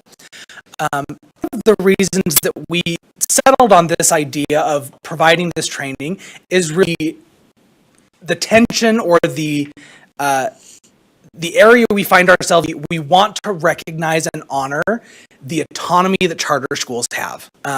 Every one of these schools is a unique entity that governs themselves, that makes their own decisions. And so we're trying to walk that line between autonomy and accountability, right? There are things that we have to hold for, but we want to make sure that they are given the flexibility and the opportunity to design the solutions that they think are going to be the best for their community, which is really comes down to the whole idea of why we have charters, is for the community to create a solution that they think is going to fit their academic needs. What we've learned so far going through this, we've been able to do this a couple of times, but what we've learned really is a difference between supporting and guiding the schools. We are trying to be much more supportive in how schools understand this process. Originally, we thought, well, we'll just tell them to do a root cause analysis and we'll see it in a couple months. That is effective. We are recognizing that the idea of continuous improvement in science is something that not every organization might be familiar with. We want to really help them understand that, as a whole entity, as their own entity, they are not perfect. All organizations make mistakes, and this is they can use to help or a tool that they can implement in their own schools to better figure out what's going on and deficiencies. We also really encourage active participation with the schools as they're going through this. So we really, even though we do this during a board meeting, we're not expecting it to be as formal as a board. We're more communicative. So with that, let me share this picture with you. Do you know what the picture is? I just did a presentation at a national conference, and this was my whole... Okay, well then I'm going to ask you to not say a word for the next couple of minutes, and I'm going to open our board members. Let me just share a story real fast. I'm going to ask you a question, and we'll kind of engage just more informally with each other. So during World War II, the United States, into the war, found itself in a little bit of a predicament. We were losing a lot of planes. And so the government, doing what governments do best, came back and said, we are going to create a group and figure out how we can save our planes, how we can get the most planes back. And so they gathered a whole group of politicians together, and they said, here is the data we have of all the bullet holes that were planes. Please tell us where we should put the armor on the plane so that we can save the most planes. So just take a moment, members. Where would you armor on the plane based on the data that you have in front of you? Member Smith. Just that you cannot do that.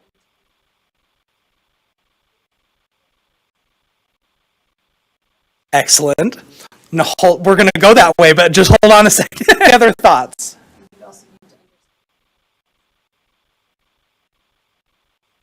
Also, one of the things that the government thought about as well is if we add more armor, they're suddenly heavier, we can't as far, all these other issues. Any other thoughts? Protect the pilot. You want to protect the pilot, so right here in the middle, kind of by the gunner area, okay? Yes? I just think other direction and make them stealth so that, nobody can see them. nobody can shoot at you. We're about 40 years away from that technology, so we will work on that. I was just going to pray for peace. Pray for peace, also one. Not what the math group was tasked. I will allow that. And I'm going to kind of piggyback off of Member Smith with the rest of you. So what we saw, it was called the Strategic Resource Group. They came together and they had one particular member of the group. His name was Abraham Wald, and he was from Austria. He said very much what Smith said. We don't have enough data. The problem with the data that we actually have right here is that this is all of the data we've collected, things that have returned. So we don't have enough data to figure out where the bullet holes are that are actually causing the planes to crash. With his insight, he saved the U.S. government a lot of time and money by encouraging them to put the armor where we didn't have data, where we don't see the red dots. And so that was particularly over the propeller where the pilot sat. helping America and going forward. So I want to share this with us because just like the federal government, no organization is perfect. We all find ourselves making mistakes. And I want to kind of draw an analogy with planes. A lot of times the organs that we are flying, we're flying these schools, a lot of problems happen. Not happy, send in complaints, they're flying at us. Not careful, some of these bullets can cause our planes to crash. Our job as governing board members and governing the schools, STSB staff is for as many planes continue flying as possible. How do we get as many planes in the air and keep them there? And so our outcome with this training is to identify the practices and tools to help create solutions that are going to lead to meaningful change. How do we get that armor on that plane? And every single plane is a little bit different based on the situations they're in. And so we introduce them to the root cause analysis. This root cause analysis in particular, the why analysis, is one that was developed by the Toyota Corporation. And this is something they go through with every one of their teams. They talk about this every time they problem. The idea with the 5 why analysis is that if you jump to the first or you go with the first answer, you're probably going to miss something. We have a lot of assumptions, a lot of biases that come into play. And so this analysis encourages us to go with that first option, but rather to ask why at least 5 times to get to the point that we've hopefully overcome any of those biases and have an honest and frank discussion about what the causes might be. And so let me walk the process of how to go about the 5 why analysis, and then we'll talk about practice. The first thing you really want to be careful of, or that you need to be mindful of, is forming the team. Now, with our schools, they might say, well, it's just our governing board. Maybe we're just going to, or maybe it's just the administrators. And that's maybe who, we're a volunteer organization and we don't have a lot of people on our staff. But we want to make sure that we're getting all of the right voices. Depending on the problem, depending on the roles that are in your plane, you might want to bring in the voice of teachers, to bring in the voice of the parents or external community members. So really being mindful about who is going to have a table as we discuss the root cause to the problems. The next thing that you're careful of is defining the problem. We have noticed one thing as we've been going through oversight is the disparity or the difficulty that some of these have in recognizing what we're defining as the deficiencies in their organization, they perceive those deficiencies to be. And so one of the things we want the teams to be very mindful of as they're conducting their own root cause analysis is, do they really understand the problem that they're facing? Then you just go about asking why. Ask that as your team at least 5 times. The Toyota Corporation encourage you to just not go more than 5 there. It's like 3 to 5 is kind of their specialty, but more than 1 and no more than 5. If you're asking more than 5, you're probably not asking the right questions, or maybe you're not far enough along in the process to understand what it is you need to work on. Then what we encourage the teams to do, we call this walk the path. And so by taking the idea that they've come up with, walking it back through the logic or the logic train that they've just created. Is this really going to be something that is going to solve the problem that we've identified? Implementing. Implementing can often be the hardest part because you really need to assign specific individuals. You've got to have good follow-up. We've seen this, I think, when I've seen this, the best implemented is through the school turnaround process with the 90 plans. A lot of our schools would have implemented a 90-day plan, which every 90 days they follow up action items. What did we get done? Are we making progress? Are we collecting data? And so that's one way to go about implementing this. So for the sake of, I'm not going to really go through this too much, but what we do with our schools is we then run through an example. Think of yourself as like this airplane. We're solving this airplane problem like Vald did. And one of the deficiencies that many of our schools face is not submitting things to the USBE on time. we get calls from different departments saying, hey, we need you to contact director so-and-so at X because they need some help and they haven't gotten anything to us. So take, for example, this deficiency. The LEA did not submit the appropriate information to the state by the deadline. So going through our process, we've gathered our team. We begin by asking our first why. We complete this? Why didn't we get this done? And we might come up with a number of different options, or a number of different, and so I'm gonna open this up real fast.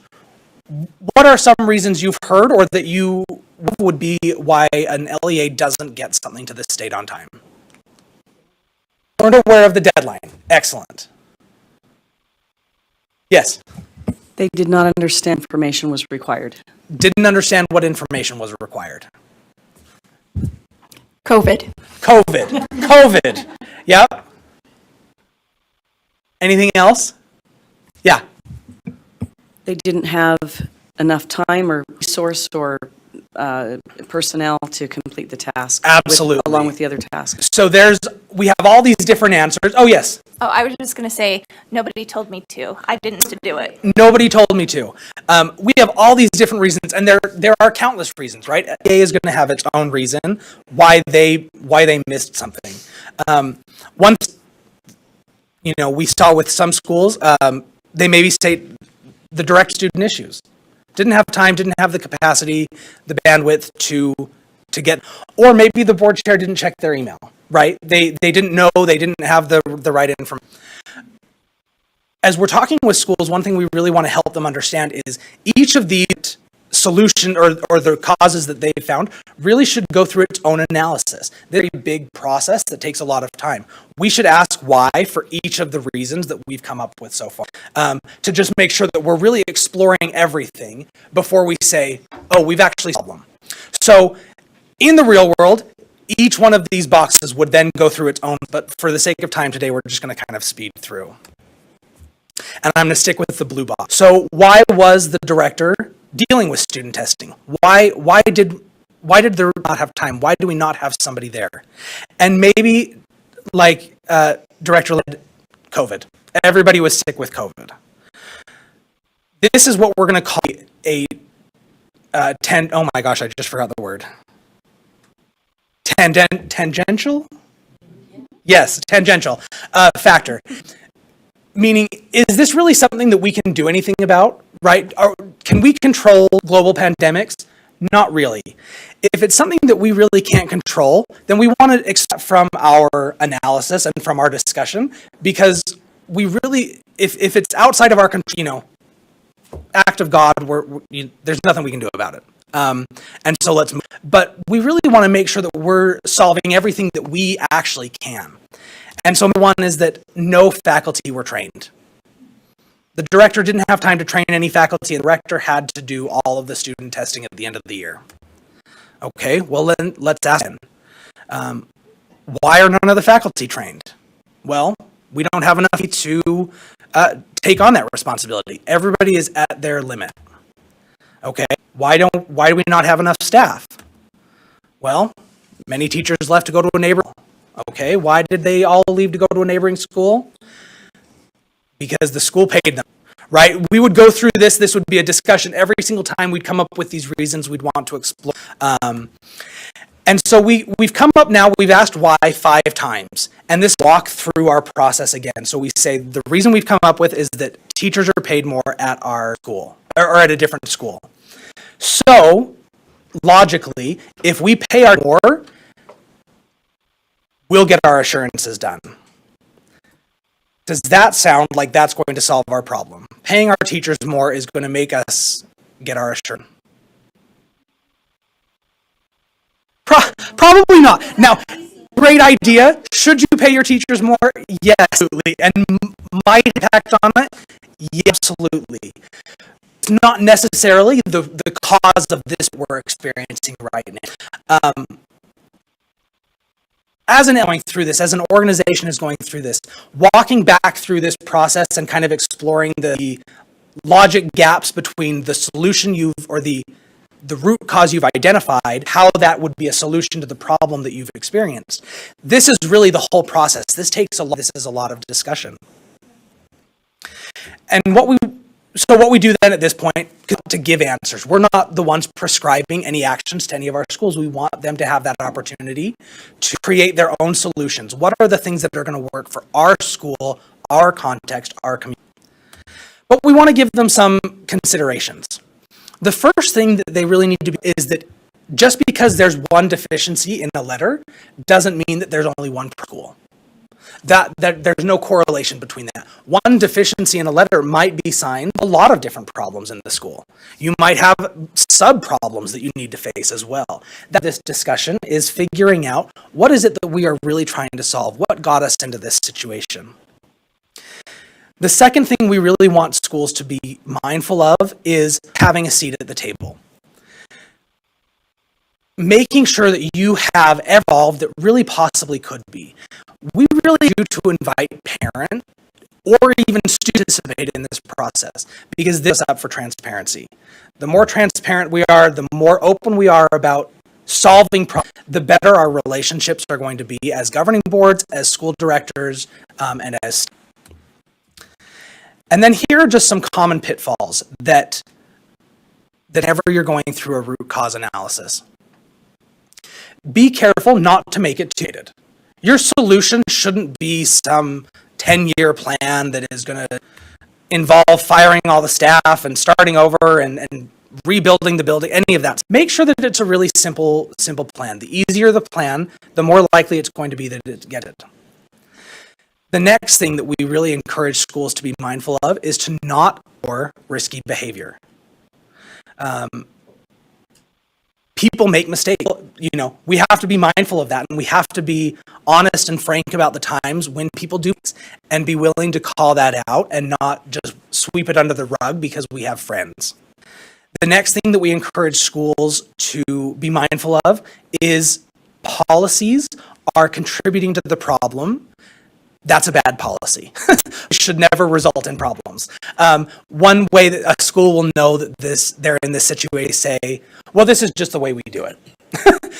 If this is just the way we do it is our excuse, then we're really not doing it well. The way we do things shouldn't be problems, it should be making things better. Support and money are often cited as reasons for why we can't accomplish something. Training, support, and money are never reasons, they're always solutions. And so to be mindful of the fact that so often in education we just say, we don't have enough money, we can't do it. That's a solution, that is not the root cause. Let's be creative, let's be great thinkers we are teaching our students to be and find those solutions with the resources that we. And then lastly, trust. When you're going through this, exclude too many people or have the seat at the table, you're not going to get solutions that you want. You're going to run into problems. The plan you create might be beautiful, it might be simple, but if nobody has a voice in how that was created, that's not going to be a successful plan. The second part of this is your team needs to be able to trust you because you're not going to get a truthful answer out of them if they're afraid that there's going to be repercussions for their honesty. And ensure that you have those relationships of trust, that people feel like they can honestly speak about what the problems are. What we do with this next point is we then walk them through how to create a plan and that down. One of the things that you might have seen in some of the past warning letters is ask them, please submit a plan to us on how you're going to solve your problem. This is something that we'd really like to schools, is that it has a really clear structure. It doesn't have to be this document to them as a resource, but it can kind of take the shape of anything they want. However, things that are really helpful to see in an action plan. The first one is a theory of action. This goes back to the idea of walking your plan through your 5 whys to make the root cause you've identified is actually going to solve it. Help us and help us as the state to understand how the solution you've created or the plan you've created is going to solve the problem, because it might not be clear to us. You know, we haven't had the opportunity through the 5 whys that you have. We also really encourage assign specific individual tasks and deadlines. If we just say, here's what we're going to do, and no one is assigned it, No one's going to take responsibility or ownership for it, and it's just going to fall by the way. So as great as the plan might be, if nobody is participating, it's not going to have an impact. The next bullet point goes along with this. Make sure there are deadlines. Having just like we see with the turnaround program in the state, 90-day plans, giving yourself specific deadlines that you want to achieve action items by is really you to take ownership for it and to make sure that the plan gets resolved. We ask them to put any process or training that they need because we have Stephenson, the wonderful Marie Stephenson, who can provide any training that they need. And so, or can arrange it. That's one thing we really want to ask is, you might have identified a plan that has 15 days of training. Contact us and let us help you arrange that and get that squared away so that it gets the resources that you need to implement the plan that you want to implement. The last thing we do with the schools as we're going through this process is kind of remind them of the things that we really want to see. Make sure they have the records. This involves everybody at your school. A problem at the school, everybody on the plane should know if the plane is going to go down. We don't want anybody to be excluded that should have a voice. Also remind them about this autonomy. You are a charter school in Utah. You state and you said, I can do education better than the district can, or than my local school can. I want the chance to do that. And that's where this autonomy lies. And then we also ask them that they share with us so that we know how we can support them and how we can help them. And that's part of that accountability, is so that we can report back to the board and say, here's what the school is doing to make sure that they are solving their problem. That, ladies and gentlemen, is the 5 Whys training that we do so close to 15 minutes. I'm so sorry. Dr. Evans, that was a very good training, and I do have questions, but I won't keep my colleagues here. I will connect with you after. Perfect. But I think that Director Lambert has some follow-up. So, yes, and I didn't think anyone could talk that fast, but I'm going to make it a little bit longer. So, William gave this to a few of staff, and then as we took, we've been hearing out in the field, and we actually went through, like that was a deficiency through a root cause analysis. And we did that for 2 reasons. 1, to do the root cause, but 2, to also experience what we're requiring schools to do. And from that, we did learn a few things, and I know that Dr. Evans kind of embed into his training, but I just kind of want to pull it out. One of the things that we noticed, the deficiency that we had chosen was not well defined. And so we really spent a lot of time just kind of spinning our wheels on that definition. And so when we come up with warning terms or, deficiency rules, they need to be specific, because I think that we are setting our schools up for best success if our deficiencies are loose and not well defined. And so that's something that we do to be able to set schools up better in their root cause analysis. Another thing is, it's really hard when you don't have an external facilitator. And we specifically, I had Dr. Evans both be a member and a facilitator, and we even had it wasn't a hat, it was like a baller. We had a scarf. Yes. Whoever had the scarf held it was the facilitator, so that we could pass roles back and forth. It was because we don't want to have if the facilitator is also talking too much, it's harder for the other team members to feel like they are participating. But we found that didn't write so well.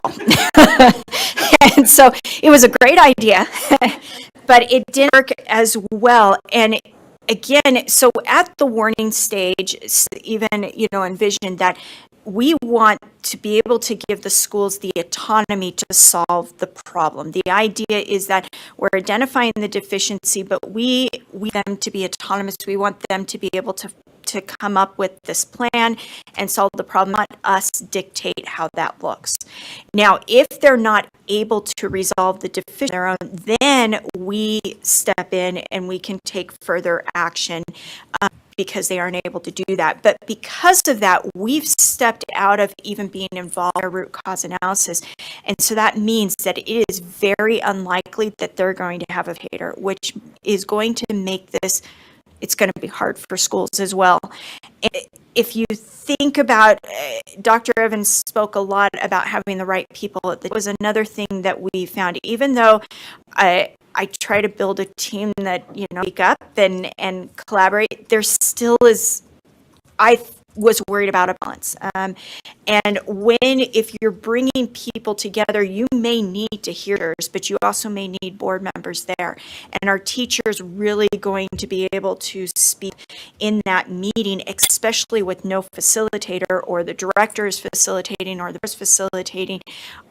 Are we really going to get that? And so these, Phillips mentioned earlier that really usually the core problem is in governance. If you have certain personalities, it may interfere with having a successful root cause analysis. I'm trying to say that as gently as possible. That is another thing that we found, is that asking a lot of our schools in doing that, and I think just being aware of that, I have any good solutions for it, but it was eye-opening. I know William and I have had conversations afterwards, just kind of downloading about, okay, well, what is this that we're asking, and is it feasible? We still maintain that this is a really great process for any school to use at, not all the time, of course, whenever they identify a problem, and we do require it of those that are in warning. But just some of the things that we have learned and some of the pitfalls that we just to be aware. But I do also want to publicly thank Dr. Williams for this great training. He went to a couple of schools with great feedback. Excellent. Well, that was well worth the wait. Thank you so much for the presentation, and thank you, Director Lambert. Okay, that brings us to the end of our meeting. We'll just look for one final motion. And we are adjourned. Thank you, everybody, for being here, and we'll see you next month on second Thursday in April. The 9th? No, that doesn't sound right. Well, maybe. The 14th. Recording stopped. There we go. April 14th is when I will see you again.